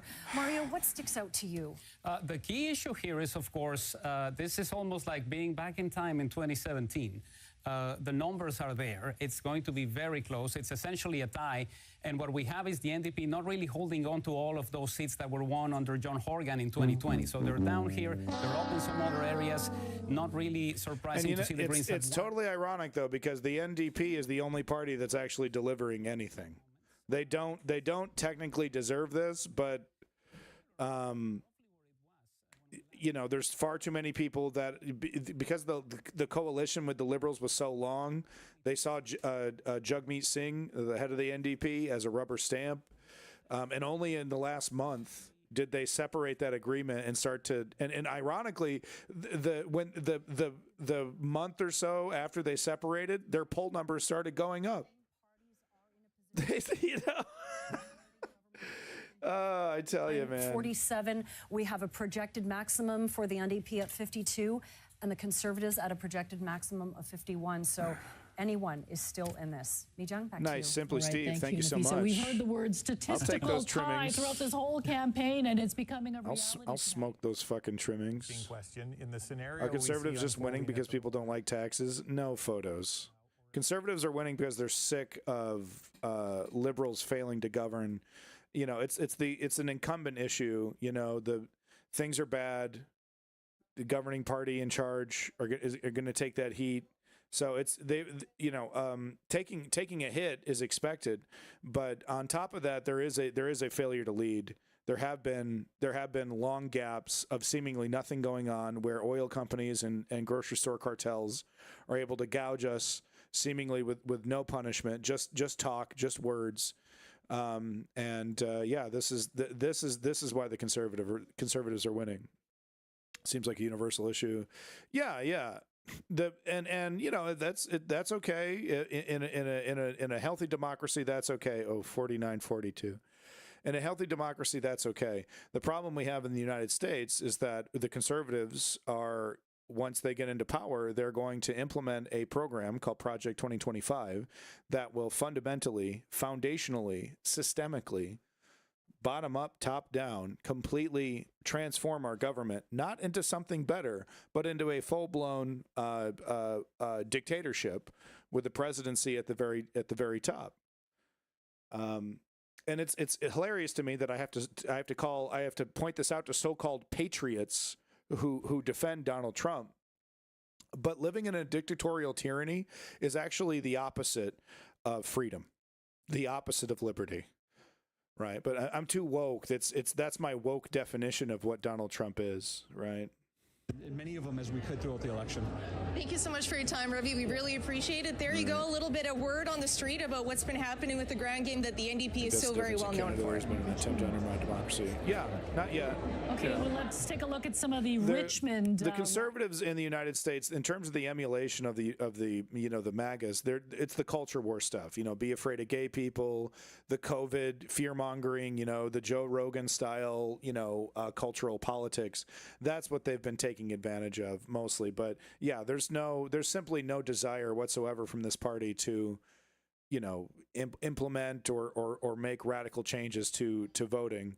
We're not even close to that level. We'll see. We'll see what happens. In the next 10 to 20 years, and because it is going to look like Justin Trudeau is going. This is going to be the fate of Justin Trudeau here. He's going to lose, and we're going to be dealing with PP for at least 4 years. Pierre Poilievre, the head of the Conservative Party, so we're going to be dealing with him for at least 4 years. Will he get desperate and be like, oh, that's not fair? Justin Trudeau had over 10 years, and I'm only going to get 4, and people are going to vote me out so quickly. Why? I just tried to give billionaires more tax cuts, etc. I just tried to cut your amazing social health care system. What's the big deal? Why are you voting me out? We'll see what PP tries to do, but I don't think there's any appetite from the Conservatives. And one reason why is that they can see what happens in America if you go down that direction, so it's like, well, we can kind of learn from their mistakes. We can be conservative, but not that conservative, because we don't want that. Aren't that far from Trudeau's. Often he just wants more extreme versions. I mean, that's not quite fair. But it is fair to say that they do agree on too many things. But to say that they're that's not that far from Trudeau's. No, I mean, there's some pretty big differences, but there are some unfortunate places where they do agree. The conservative numbers, the probability of them forming a majority, 39%, but 35% for the NDP. So it is still very, very close. These numbers are coming in very quickly, and this just switched just in the last minute. Back to you. Man. Yeah, plenty of drama. The numbers keep shifting. The projections keep shifting, but all seem to be favoring the Conservatives tonight. Because, dude, I have a blind child. I have a child that needs to take advantage of these services, right? I'm not just some schmuck anymore. A single white guy playing video games. I don't care what happens with the welfare state, right? I'm healthy. I can work. And no, I got a family. I got to utilize these services. And this schmuck is going to come in and fucking cut him. Dude, he's going to be cut. Yeah, borderline feline, so am I. One of the Fighting Five, as they called themselves, an independent there. Jung, cheers just erupted a few seconds ago. We're here at the Teresa Watt headquarters. She's for Richmond Bridgeport, representing the BC Conservatives. Well, Han Chan is also here. It is a guarantee that I'm moving to the United States, though, so I guess it's all rather moot at this point. But I'm not the only parent that has special needs children, so it's actually quite devastating. Hung on to her one seat as a BC Liberal, but she crossed over to the BC. But unlike America, there is an opportunity to vote them out. People are, the people that are delusional, the ones in America, are still thinking that they're going to be able to get out of this if MAGA wins, if Trump wins. Oh, honey. I mean, he's promising. Here, Trump. A cheer, at least a few more Busted cheers Russell tonight here at Crowe's Teresa Watt headquarters. For now, though, we will send it back to you in the studio. He's not looking great, and the Justin Trudeau. There were several moments in the last couple of years where Justin Trudeau could have said, "We're hitting the brakes on the carbon tax. We're gonna rework it and shift that burden to the rich. We're gonna go after the profits of the grocery store cartels. We're gonna go after the profits of the oil companies. We're gonna go after the profits, or no, we're gonna make it way easier for home builders to build homes, and source materials. We're gonna subsidize that. He could have big grocery. It's a real thing out here. It's a real it's cartel. I'm not using that word lightly. It is a fucking cartel. But he had a real opportunity through several years to hit the brakes and say, okay, here's some big ideas. We see you suffering. COVID wasn't great. COVID, the inflation from COVID's not great. We still got to pay for that. But we're going to rejigger things, and the reason why that hasn't happened, because Justin Trudeau would have to have some hard conversations with family, friends, friends that have been, these people that have been friends of my family for years, they just so happen to be billionaires, right? That's the problem, is that Justin Trudeau, there's ultimately people in Justin Trudeau's close circle of friends that he doesn't want to disappoint, and Justin Trudeau's not the only one. Wealthy Canadian that, wants to keep these wealthy Canadians wealthy. So that's the problem. Every time they've had opportunities to go back to the table, to go back to the chalkboard and say, okay, what's the next big idea? How are we going to help Canadians? They come out of there wet and tired, because all they can come up with is, you actually don't know how good things are. The neoliberals in Canada constantly do this when they get up to the mic. Oh, we're actually providing all this stuff for Canadians, and it's all true. It's all true. But at the end of the day, realpolitik, right? At the end of the day, people aren't feeling it. People aren't feeling it. And Pierre Poilievre comes in with this fucking smug-ass smirk. Oh, you know what the real problem is? It's all these crazy brown people coming in, taking away everything. It's 1 + 1 = 2. The more brown people we got coming in, the less services you get. It's just that simple. No, it isn't that simple. It is a complicated issue, but anyway, it's just this. Like I said, Justin has had opportunities. Jagmeet has also squandered opportunities as well, waiting until the last moment to break off with this coalition, instead of breaking away from this coalition over a year ago, starting this momentum, starting this train.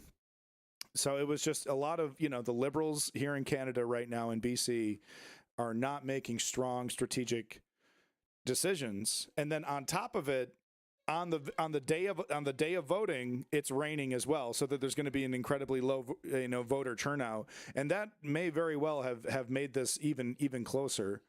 Sounds like neoliberals. No, it's not just Democrats. Just call them what they are, neoliberals. Because what's a Democrat? A Democrat in America is a hardcore conservative in another country.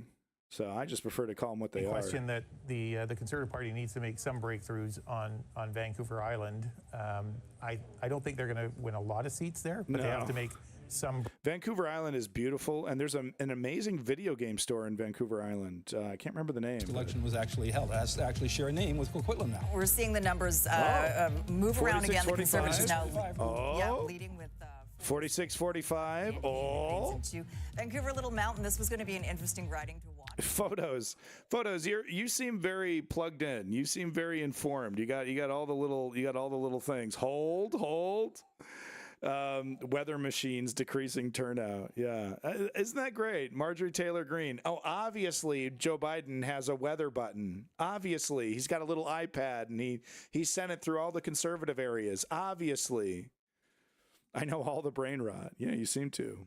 Which was less friendly than NDP. This is much more friendly. Yeah, don't get your hopes up. Hold. More than an 8,000 vote lead, and Richard wants in. Yeah, because this is one of the most incredible scenarios I've ever seen. And, Richard, we're not done had yet. To be Richard. But imagine this situation. 46-45, the Greens hold the balance of power too, but their leader has lost. And they end up having two newcomers in the legislature, in Jeremy Valeriat and Rob Botterill, who end up having to negotiate a deal, and it's unclear who the leader even is. And I want to show you where that riding is that just flipped. And we described it earlier as one of the closest in the entire province, and it's right here in Vernon-Lumby. So it's about the efficiency of this unaffiliated candidate, Kevin Acton, who is running for BC United, pulling from the Conservatives, and Harwinder Sandhu leading by just 51 votes. That is, in essence, how close this is. The NDP holding on to these seats in part because of help from independents. Yes, it hasn't shown everywhere, but it is one of the places where it's personifying what we may see tonight as we start seeing again. I want one of these so bad. I want one of these crazy interactive screens so bad, but they're crazy expensive. I looked up the price. It's like $50G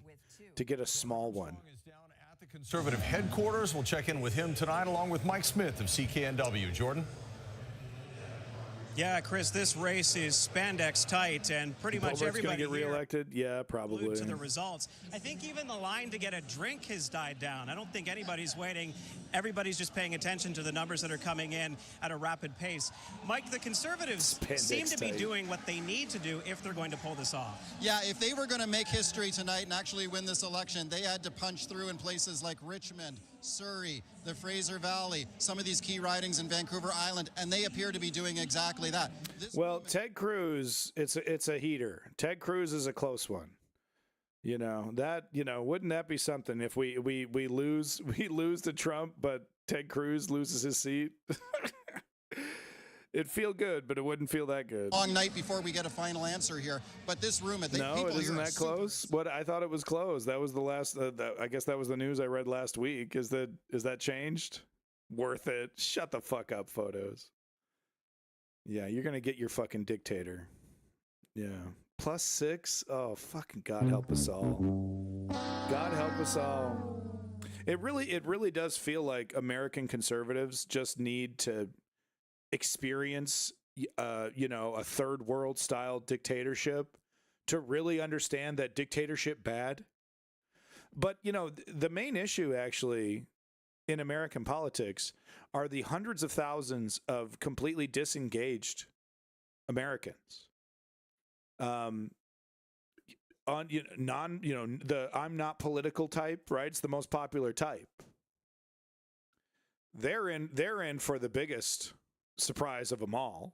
You know what I mean? They're in for a fucking nut punch because they don't even pay attention to elections or it's like I'm binging something on Netflix. I don't even know what's going on. NDP leading. Oh, I didn't see that. Oh, they'd like a Trump dictatorship. Dictators always have some supporters. Oh, they always do. Yeah. But it really does feel like American conservatives need to kind of taste the barrel of the gun before they realize they're in danger. You know what I mean? But the problem with the Project 2025 and MAGA is that there's no reversing it. They gut the federal government. They replace, they make these incredibly radical changes to the hierarchy of the federal government. There's no going back. It's only going, but there's no going back. But who gives a fuck about Canada? Hey, I did put Normcore boring in the title, borderline feline. You have no one but yourself to blame. Okay. Maybe if the economy collapses, some of them will rethink things. Yeah, well, it's not going to be the economy collapse because that of course will be happening. It's not going to be the economy collapsing. It's going to be the loss of liberty. They think it's just going to affect the people they don't like, the gays, the browns, or whatever type that they don't like.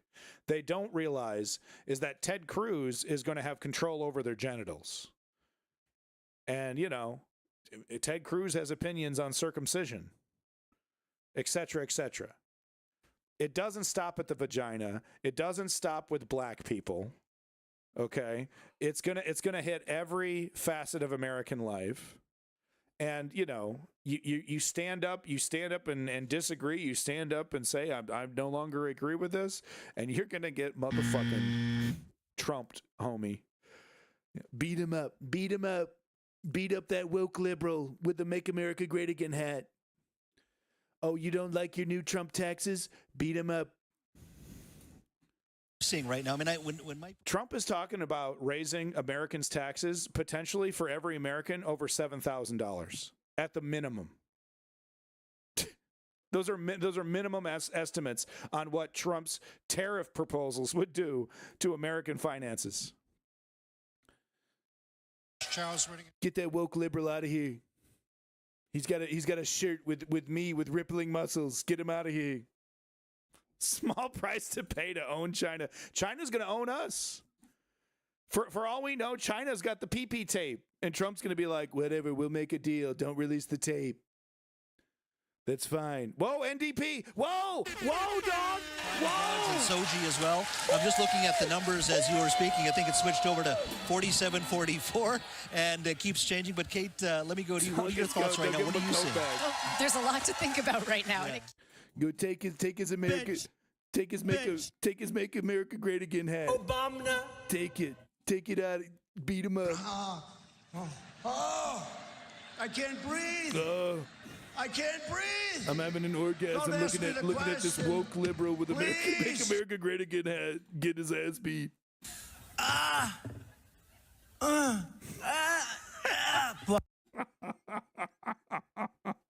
He just makes those noises, man. He doesn't even have the energy to make those noises anymore, though. He just 16 minutes, 30 minutes. Let's listen to some music while I do my jerk-off gesture. I'm literally that exhausted. Women shouldn't be allowed to end. Oh. Bulletproof.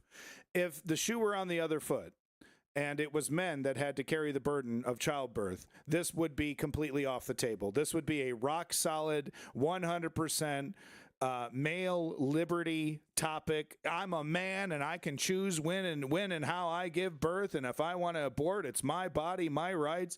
So I'm not going to buy any fucking man with a motherfucking cock and balls who never has to worry about carrying a child, telling women about what they can and can't do with their fucking body.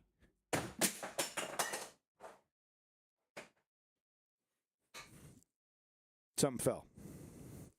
So I'm not going to buy that your anti-abortion bullshit.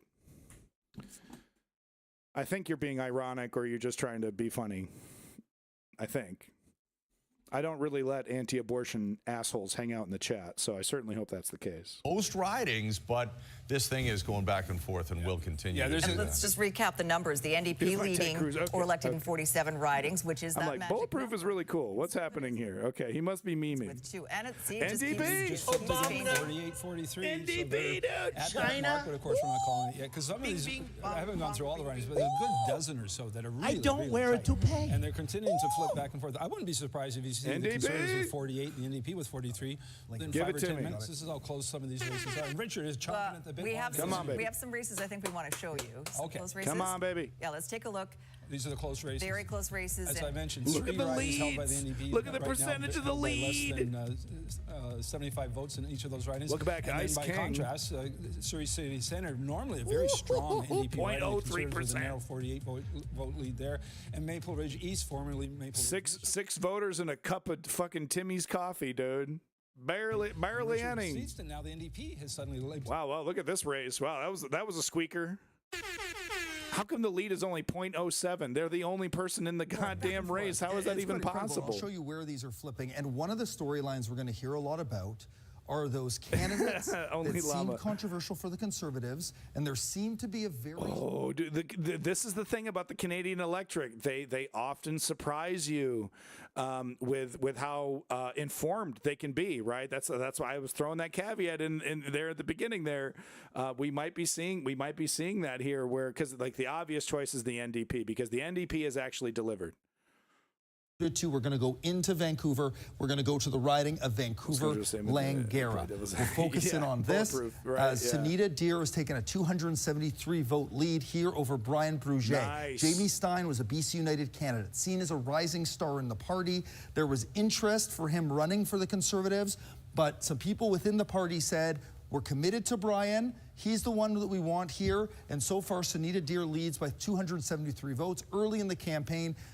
Jazz had shared some controversial comments that Brian had made in the past. You'll see how close this is. It has been neck and neck all night, and Sunita Deer is in the lead in that riding, which is going to be one of those really interesting ones to watch. There are two battlegrounds. That's a cool name, Fearness Bueller. Welcome. It looks like we actually have a fellow Canadian in the chat. That's nice to see. But oh man, this is nice to see. God, I hope this doesn't flip. I really want the NDP to win. I really do. That's the big stunner. But Susie Chant leading by more than 3,300 votes in North Van Seymour is an incredibly good sign for the New Democrat there. And we'll focus in on this riding as well. Coquitlam, No, when it comes to the Liberals, no, probably not. But when it comes to NDP, there's at least some progressive things that the Greens and the NDP can agree on. The Greens have a lot of criticism for the NDP, and a lot of it is very solid, about their, being soft on real estate, and there's some other areas there. But no, there's a lot of room for the NDP and Greens to work together. Totally. Ice King, thank you also, all the fellow Canadians. Oh my God, it just changed. 46-45-2 it is now. Just Again, changed. we're in that situation where we would have a minority government. Oh so my we'll get God. to some of those writings. Oh my God. Because there are just so many close seats all over the map. I think I spotted one here in Courtney Comox. This has been close, back and forth. Just 129 vote lead. Brennan Day leading incumbent Ronald Ray Leonard. Keith, wouldn't it be something? Wouldn't it be something? Dick, don't do this. If we're standing here tonight, don't do it, with Dick. Courtney Comox as the one that determines a minority or majority. They lost one. I just don't know how to put it into words based on what we experienced in 2017. Dick, you're making me too excited, if this is the one that somehow ultimately is the decider in what is, again, one of the closest elections in BC's history. Well, we made reference throughout the campaign that we could be seeing. Yeah, so this is all happening in real time. As the results are coming in these various areas, the totals at the bottom of the screen are changing in real time, going up and down, which is unsettling. A change in government. When in the middle of an unprecedented pandemic, people are looking at the government, I think, in a much more forgiving way than obviously they're looking at it tonight. So again, very close race there, 46-44. Those numbers are going to continue to flip. Again, a number of ridings are very, very either small number of polls reporting or have a really close, very short gap. I will say, as close as Courtney Comox is. Yeah, the early voting had record turnout. So there were, there was all the early voting that, they had 2 days before the election day, and then there's a break before election day. So there was 2 days, and reportedly the turnout was totally bananas. But today, the rain really drove people back. It's terrible weather today in Vancouver. Ridings across BC that were within 100 or 200 votes. And ultimately, that is why we are nowhere close, I think, at this point, to being able to tell you who's going to win this election. We are still winning, and Elections BC again is delivered. These polls are coming in fast, and this tie here. No fucking way. 5,910 right down the fucking center, dude. No way. Virgins in the province, so we're going to keep watching this. There's such a difference. Like the Conservatives have gotten away with promising nothing except like nebulous, feel good. Be scared. You have to dig for their policies. Of course, none of them when they're they have to be are oppressed by the press to give us policy. But man, the stuff that they actually are proposing, they want to make change. We all know what that means. I have so much more to discuss. We'll keep an eye on these numbers for you while we take a short break, and I guarantee there's going to be a surprise on the backside of it. So, oh yeah, I'll put a surprise on your backside, you silver-haired fox. Votes. So this is still anyone's race. What did I just say? Sorry. They're about to release the info of a single voter that flips it. NDP 47, Conservatives 44, Greens leading or elected in 2. Trump-Harris could swing. This could be very interesting. Yeah, 47 Clutch, you're totally is just right. that bare majority, and one person has to be speaker. It's so close. Think of the machinations when you've got to pick a speaker. Exactly. God, if this one's stressing me out, the U.S. one, I think I'm gonna have to do mushrooms. I think I'm gonna buy a nice big O thing of mushrooms. I'm gonna have a teapot next to me, and I'm just gonna get progressively more and more completely gonked on mushrooms, and that way I think I should be able to handle the whole situation better than. Yeah, I think the election night stream is going to be a mushroom stream. I think I'm just going to get completely bezoinked on mushrooms. I think that's what we're going to do. I also hope Kamala will edge out a win. I think that's the case as well. I think the junk polls are scaring people. The Conservatives are doing all they can to scare people. Look at this, 48-43, keep going. So I do think Kamala's going to squeak out a win.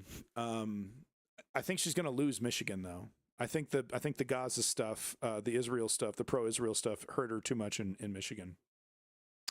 So when you guys break down on the road, do you call AAA? No, we just go to our local Timmy's. Like everything is actually done through the Timmy's, the post office, the DMV. It all happens at the Timmy's. So we just go to the local Timmy's, which is usually 4 or 5 feet away. No matter where you are in Canada, you just, walk out of your front door and just catch yourself a cup of coffee there, or an oil change, whatever you need. But yeah, that's how it works there. AAA is actually in Canada, in seriousness. No matter how you want, please be in good headspace beforehand. I'm never in a good headspace. I usually take mushrooms when there's death in my family. I didn't do it this time, though, because I had good closure. I had a good amount of closure on that one. I was able to write a eulogy and go to the funeral.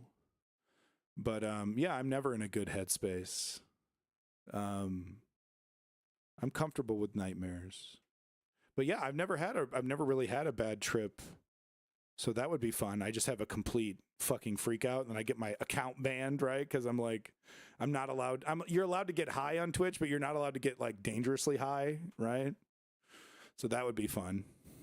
Honestly, Michigan should be safer than Wisconsin and Pennsylvania, but they're all basically the same in terms of polling. It's like 50-50, dude. When you take out all the junk, you know, and you know, the more conservative leaning polls or the more left leaning polls, it's basically margin of error for either one. And it's like, you know, it just shows you how bad the neoliberals are, man.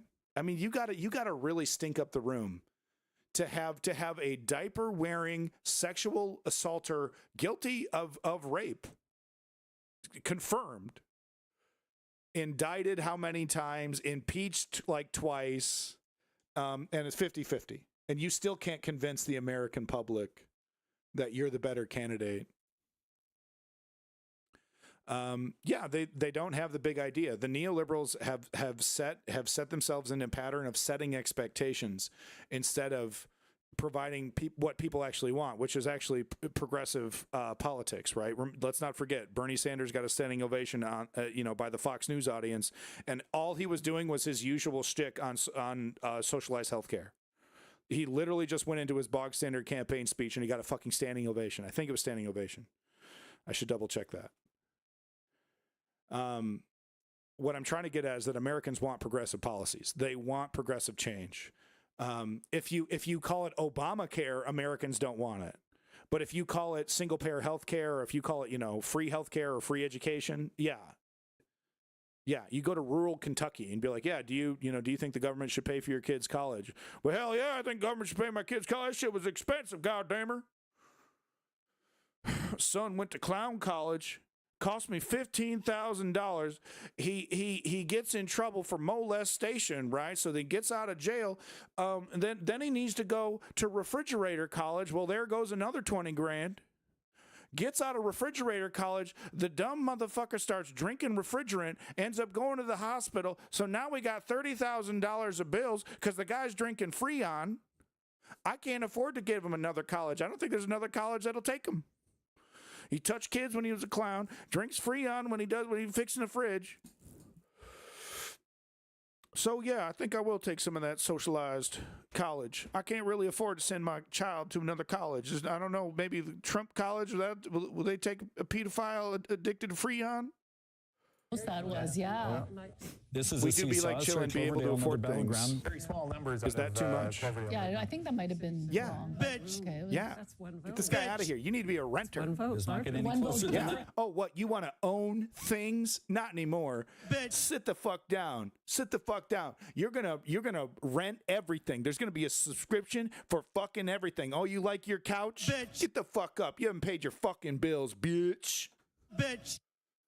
You're going to own nothing and love it. That's the plan. Bitch. Sorry. I don't think anyone in the chat's a bitch. You guys are all amazing. I'm just doing a bit, just trying to entertain you. Fighting to be orange. It is close, and we'll rent everything and be happy. Yeah, you will. Mission Abbotsford, Fraser Valley. Should I drink refrigerant on U.S. And election day? conservatives No. in the lead. No. You should drink garbage fuel, which I can't. I don't have my garbage fuel theme song. I don't have. Oh wow. I don't have anything. Wow, dog. But no, you need to drink garbage fuel. The #1 drink mix company in the world, Garbage Fuel, made from 100% garbage juice. Okay.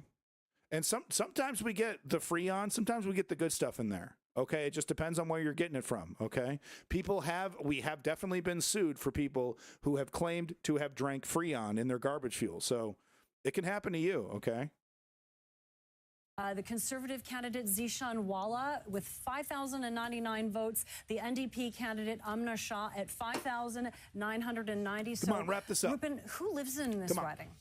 This riding is very heavily populated by Canadian Mosaic, about 2/3 of the riding.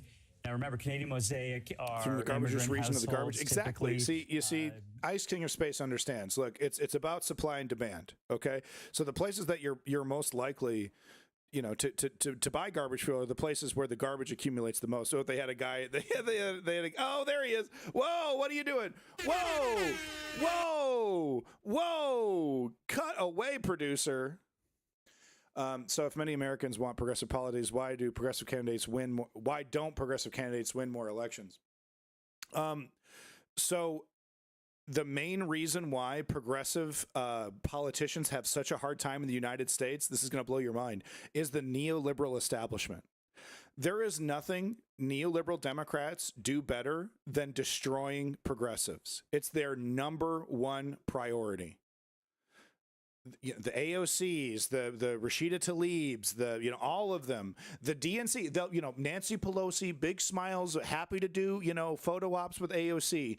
She'll instruct her DNC to pay, to fund the advertisements for her Democratic challenger. And of course, it's always a pro-corporate, blue dog Democrat. A lot of them want to end abortion, et cetera, et cetera.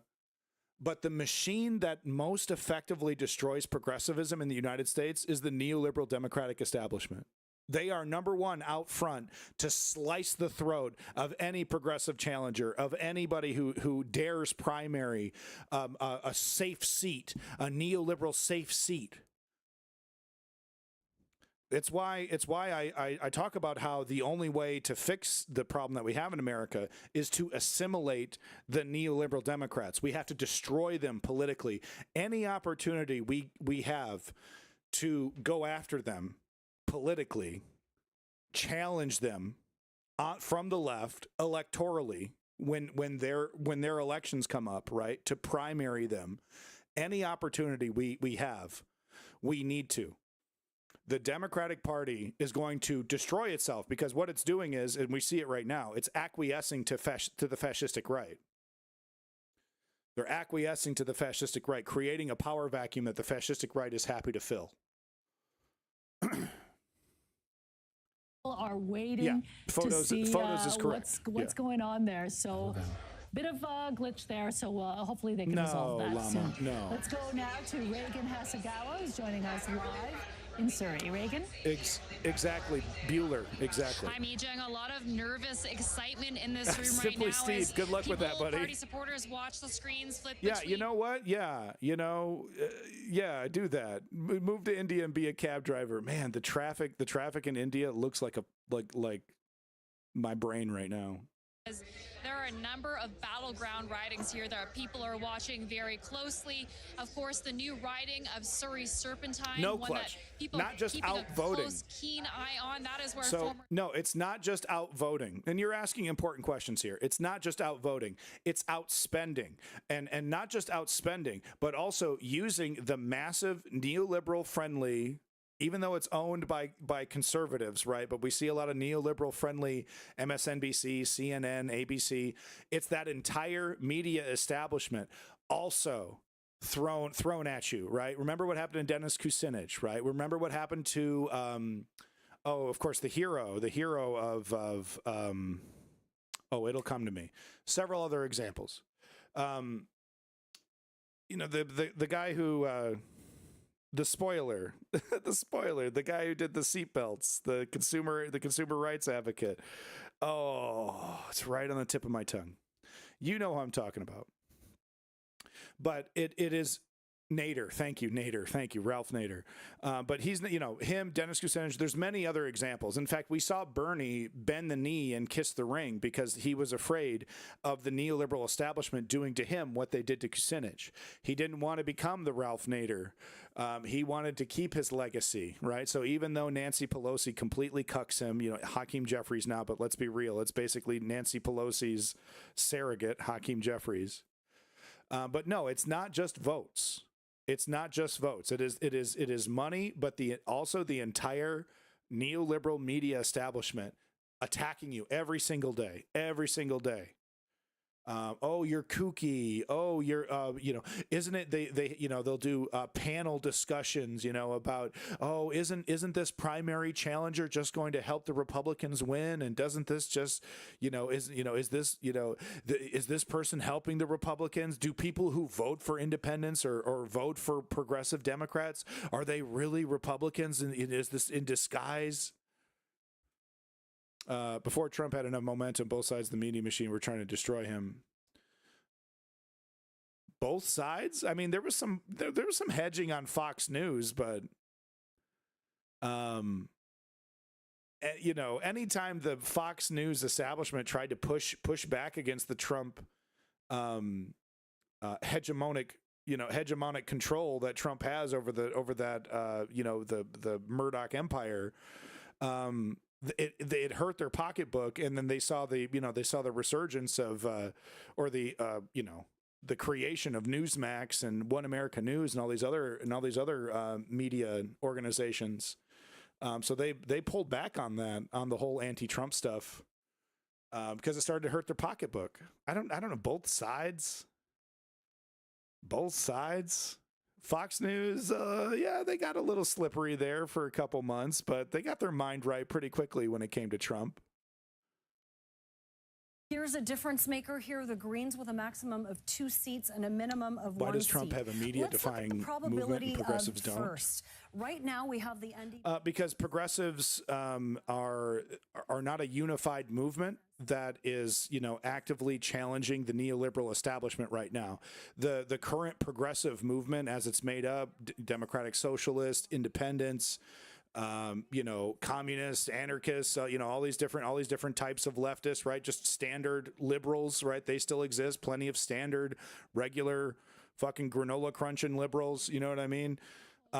They're not unified, and they need to be unified, and they need to be unified around a goal at the very least, but ideally some kind of cult of personality as well that would really motivate them. But you can't wait for an MLK. You can hope for one, but we can't wait for one.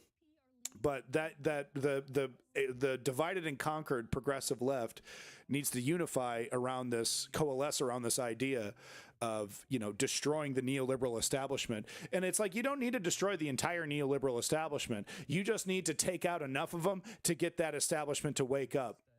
And because the neoliberals will start kissing the ring if that unified progressive front actually starts being effective. There's a fellow Canadian on Twitch who talks like you were just mocking the idea that alternative votes or leftists criticizing of fake progressive plans are for morons who just help Republicans. Yeah, I mean, that's the narrative that you see from a lot of folks, is that if you disagree with the neoliberal establishment, you're just a Republican, or a useful idiot helping Republicans.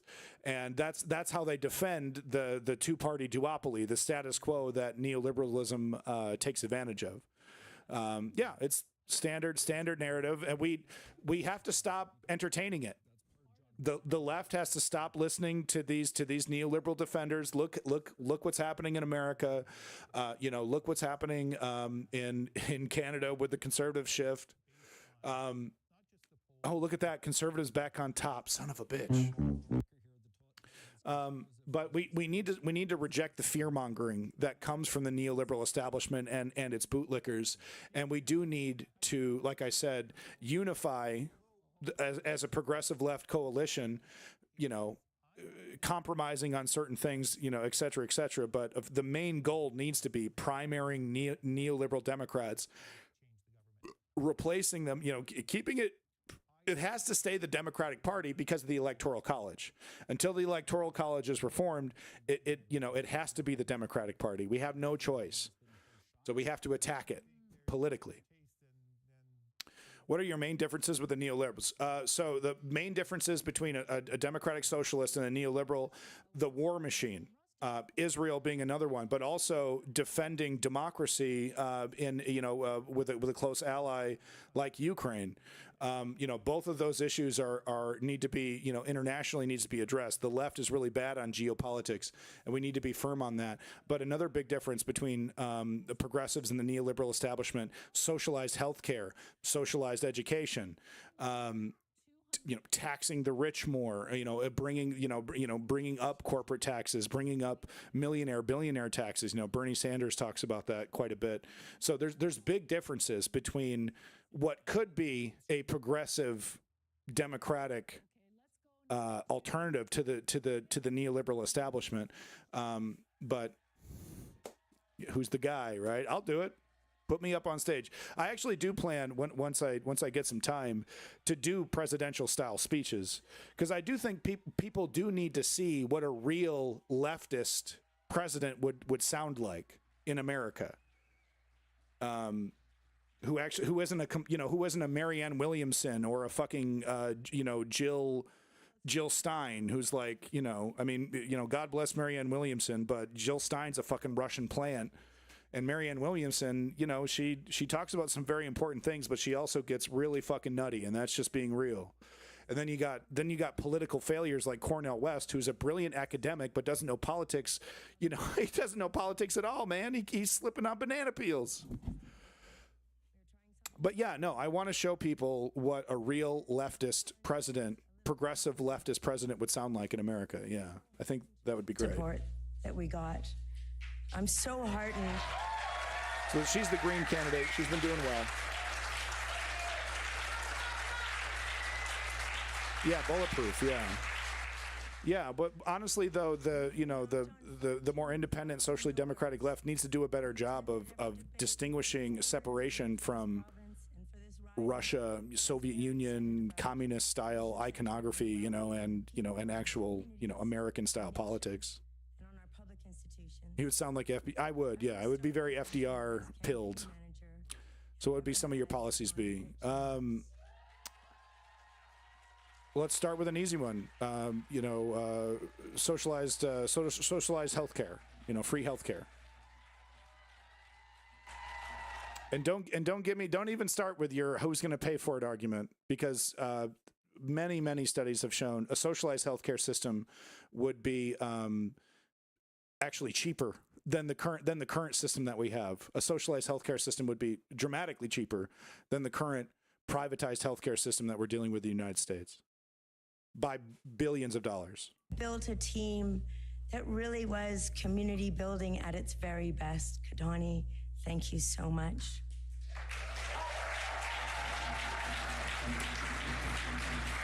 If you want to go harder, though, I think Israel would be a big one that a democratic, socialist democratic, progressive left alternative to the Democratic Party, that would be a big one as well. No longer supporting Israel's destruction of the Palestinians, but also it's an opportunity for the left to point out the failures of Hamas.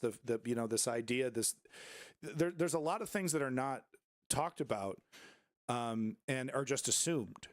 And characters like Hassan don't do the left any favors when they make it so easy to conflate the left with supporting, extreme Islamic terrorism.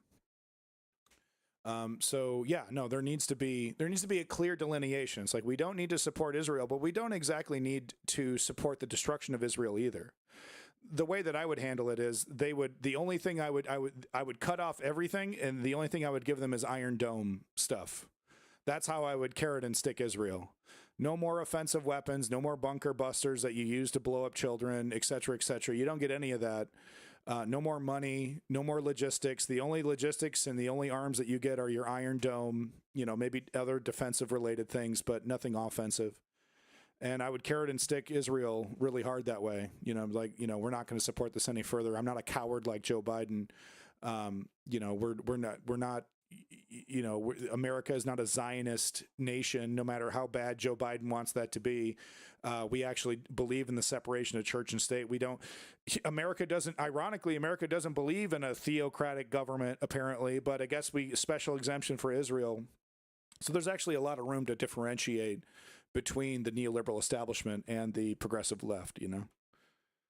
But the progressive left needs to come out very strong against Hamas and come out very strong against Hezbollah. And instead of this like wavy, uncertain, I don't know how to support the Palestinians without talking positive about Hamas kind of nonsense, right?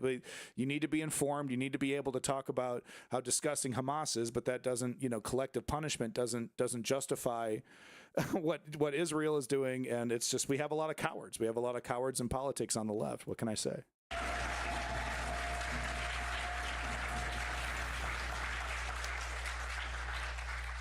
To Maureen Balsillie, Adam Olson, and Molly McKay, the 3 people that led this campaign, a huge thank you to all 3 of you.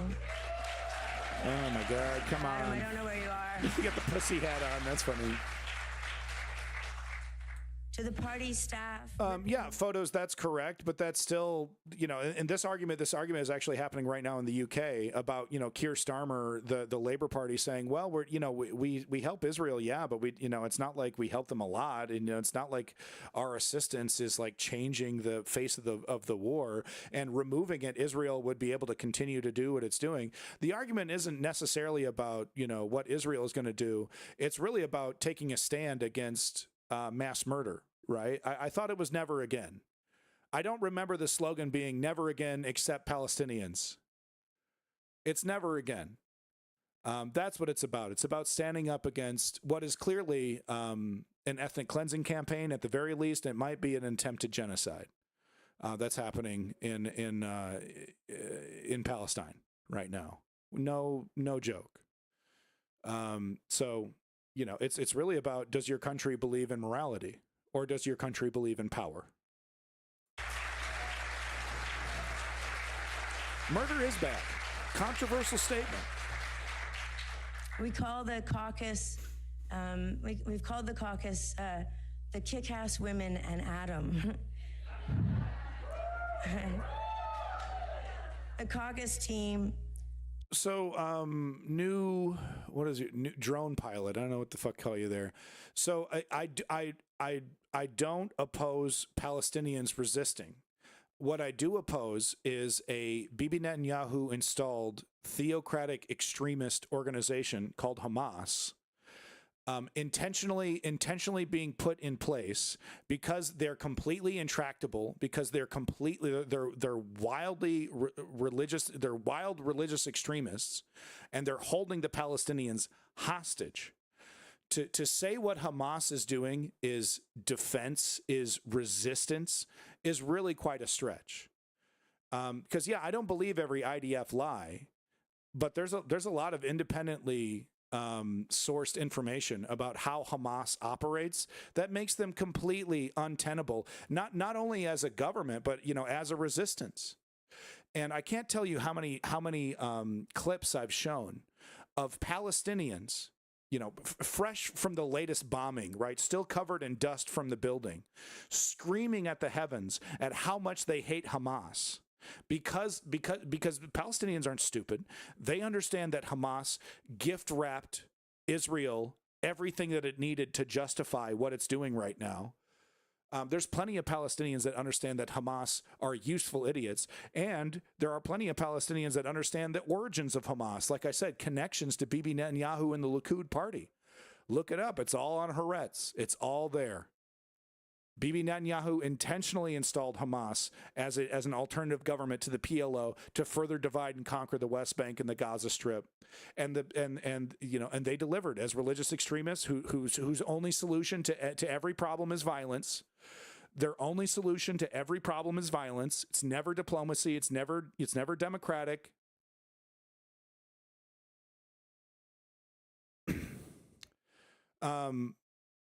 With that said, Hamas is not the only organization operating in Gaza Strip. There's actually plenty of un-Hamas affiliated Palestinian resistance groups, and I'm more likely to support them.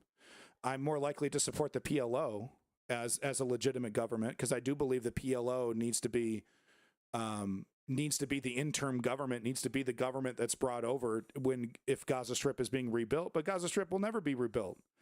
The settlers, the next step are the settlers. It's obvious to me what's happening in the Gaza Strip. They're taking it. They're never giving it back to the Palestinians. Never.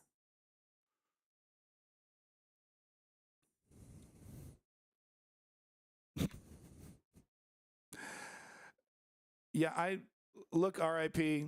It's your Israel is literally committing ethnic cleansing. There was an article just a couple days ago about how it was the health minister of the Likud party this weekend is attending a conference on annexing the West Bank. This weekend, like number three in the current Israeli government is headlining and speaking at a conference about completely annexing the West Bank. People like you who will defend Zionism until this dirty little job is done. I'm really curious about what people like you will say once it's all said and done. Right? Oh, they had it coming. It's probably all the stuff that people say about Native Americans. Right? It was an intractable problem. Someone had to do something. There was no way to negotiate. They had no choice. We're literally watching a final solution like event. A Nakba times two, a super Nakba. We're literally witnessing a super Nakba being documented by IDF soldiers on social media, and there's still idiots like you. Oh, come on, we got to defend ourselves. This isn't about defense. Oh, see, there it is. Yeah. Oh, it's complicated. They've been killing each other for centuries. Oh, Israel's justified. Yep. Just ignore context. Ignore what happened in the 40s. Ignore the first Nakba. Ignore it all. Ignore it all. Oh, it's complicated. I don't know. Oh. That is what you're saying, RIP. You're just a coward. But that is what you're saying. You're just asking questions, but you don't want to answer them. No, that is what you're doing. I didn't You're just being think a coward. It would be exactly that, this close. Okay, all right. Well, we have been speaking with Linda Hebner, the Conservative candidate for Surrey Serpentine. Back to you, Mijung. Hey, RIP Haven. Answer this question. Why hasn't Israel declared its national borders? Why do Israel's borders keep changing and they refuse to acknowledge what their actual borders are? What other country on planet Earth does that? Maybe Russia right now. But have you ever asked yourself why Israel has never declared its borders? Could it be? Could it be that they're working with the settlers, that this is settler colonialism, that this is really the stated goal of the Zionist project since the 1940s? Because they were handed to them.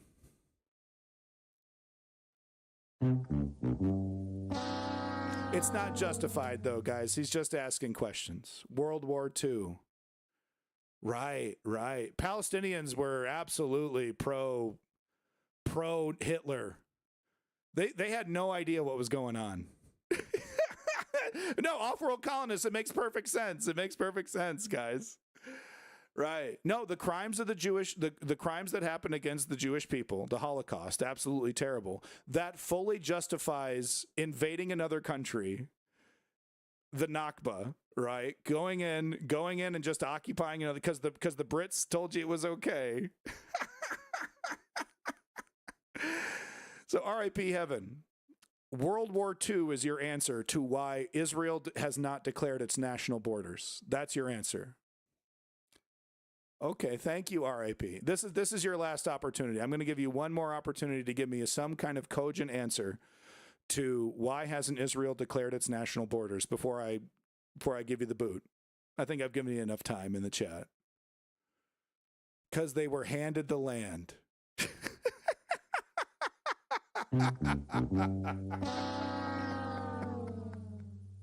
Just pathetic. You're totally wrong. But it doesn't matter. It doesn't matter because you're winning. You're winning. Last question I have for you, RIP. When this project is complete, when the West Bank has been completely annexed, when the Gaza Strip has been completely annexed, and Israel is pure, and the Palestine never exists, and it doesn't exist anymore. It's wiped off the face of the map. It's officially Israel, which is the goal. What will you say? Don't say, oh, that's not what's going to happen. That is what's going to happen. You're actually winning. You're well along. This project is actually almost complete. What will be your excuse? What will you say to people like me who are going to be like, yeah, I told you so? What are you going to tell guys like me after Israel has won and destroyed Palestine? What are you going to say? What are you going to say to guys like me who are like, yeah, we told you so. That was the Zionist project since the 1940s. That's the entire goal of this. It was to destroy Palestine. It's done now.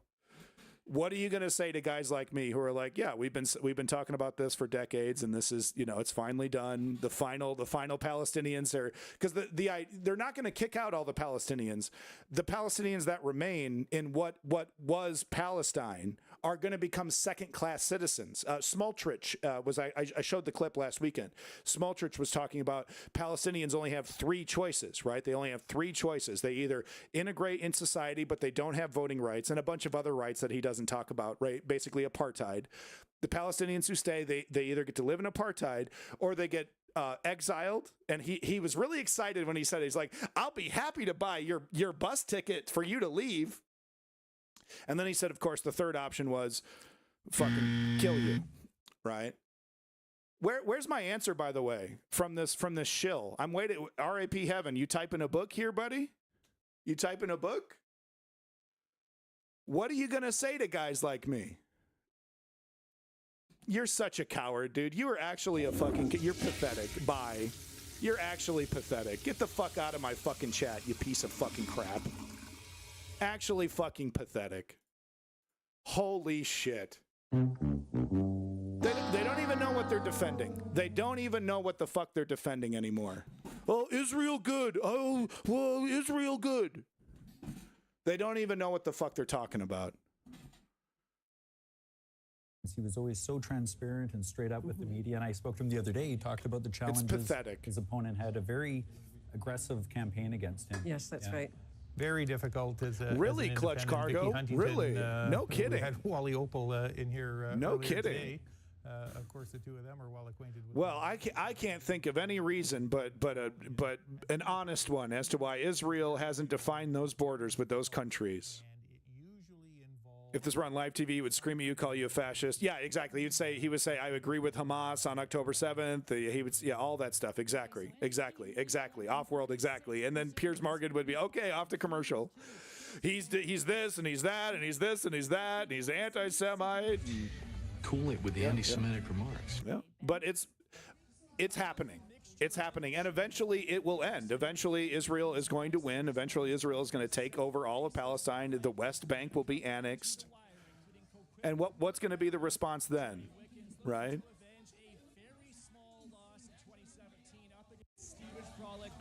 All right. Well, I got to go take care of my kid. My wife is sick. She needs to go to bed. I wanted to cover some, Canadian politics here. I was hoping to get the full results, but it looks like we're not going to get the full results right away. It's a humdinger of an election, though. Really good stuff.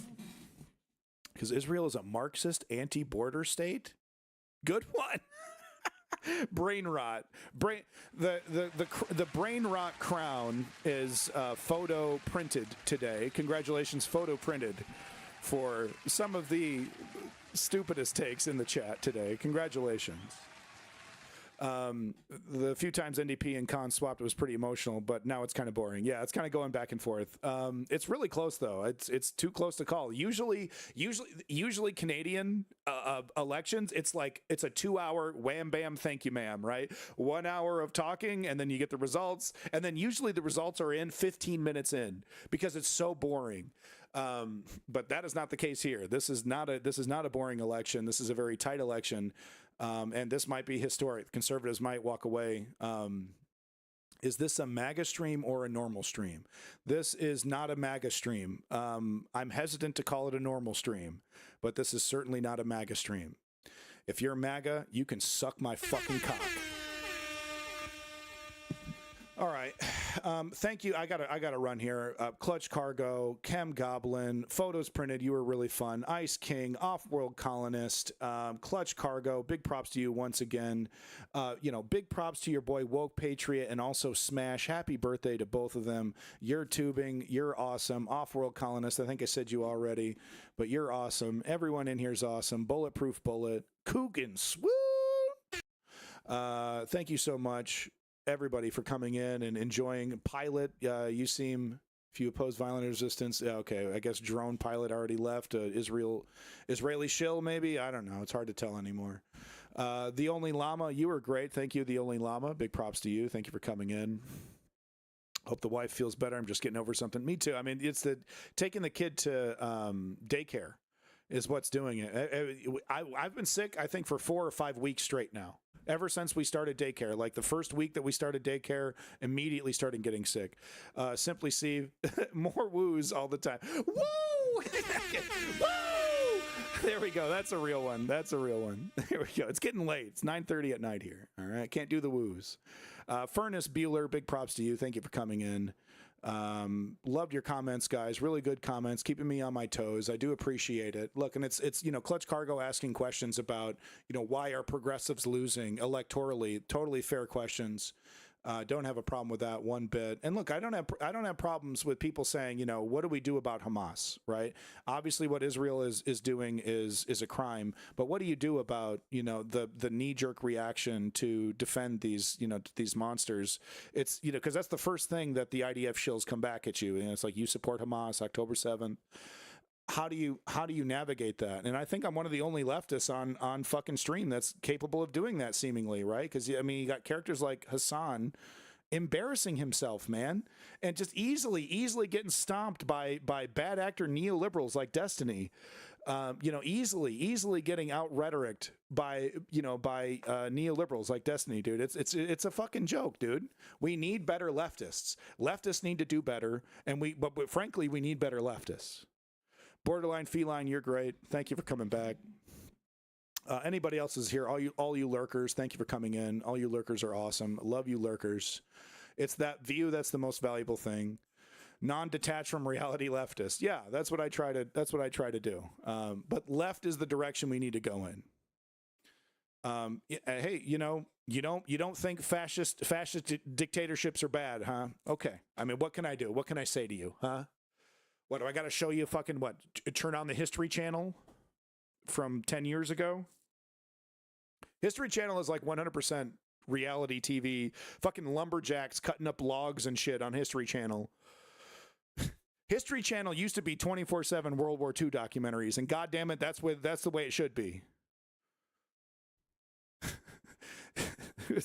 There was a golden period of the History Channel where it was just 24/7 World War II. Anyway, peace in that motherfucking Middle East, folks. Glory to the Ukrainian democracy. I get this motherfucker up here. But no, glory to the Ukrainian democracy. Peace in that motherfucking Middle East. And we will definitely see you. Probably not tomorrow. I have too much shit I got to do. But very soon. Maybe Monday as soonest. But then Halloween's coming up. I'm flying to California. We're going to be doing, the Halloween party live stream, so you can expect that. That's going to be a lot of fun. Look forward to that. So, got a lot of work. Got to prepare for that bad boy. Take care of yourself, everybody. Happy birthday, Smash, and happy birthday, Woke Patriot. 40 years. Vote while you still can, motherfuckers. It's the only thing. As Clutch Cargo likes to say, the only thing that's ever worked is political activism. So step 1, inform yourself. Step 2, sign up to an organization. And step 3, put in the work. All right? Political activism is a lifestyle. It's that or lose your fucking liberty. Which one's more important? Ted Cruz telling you what to do with your ball sack or your fucking freedom? Which one? Pick. Get your ass out there. News on the ground. News on the ground, bitch. It's It's not a phase, Mom. News on the ground, bitch.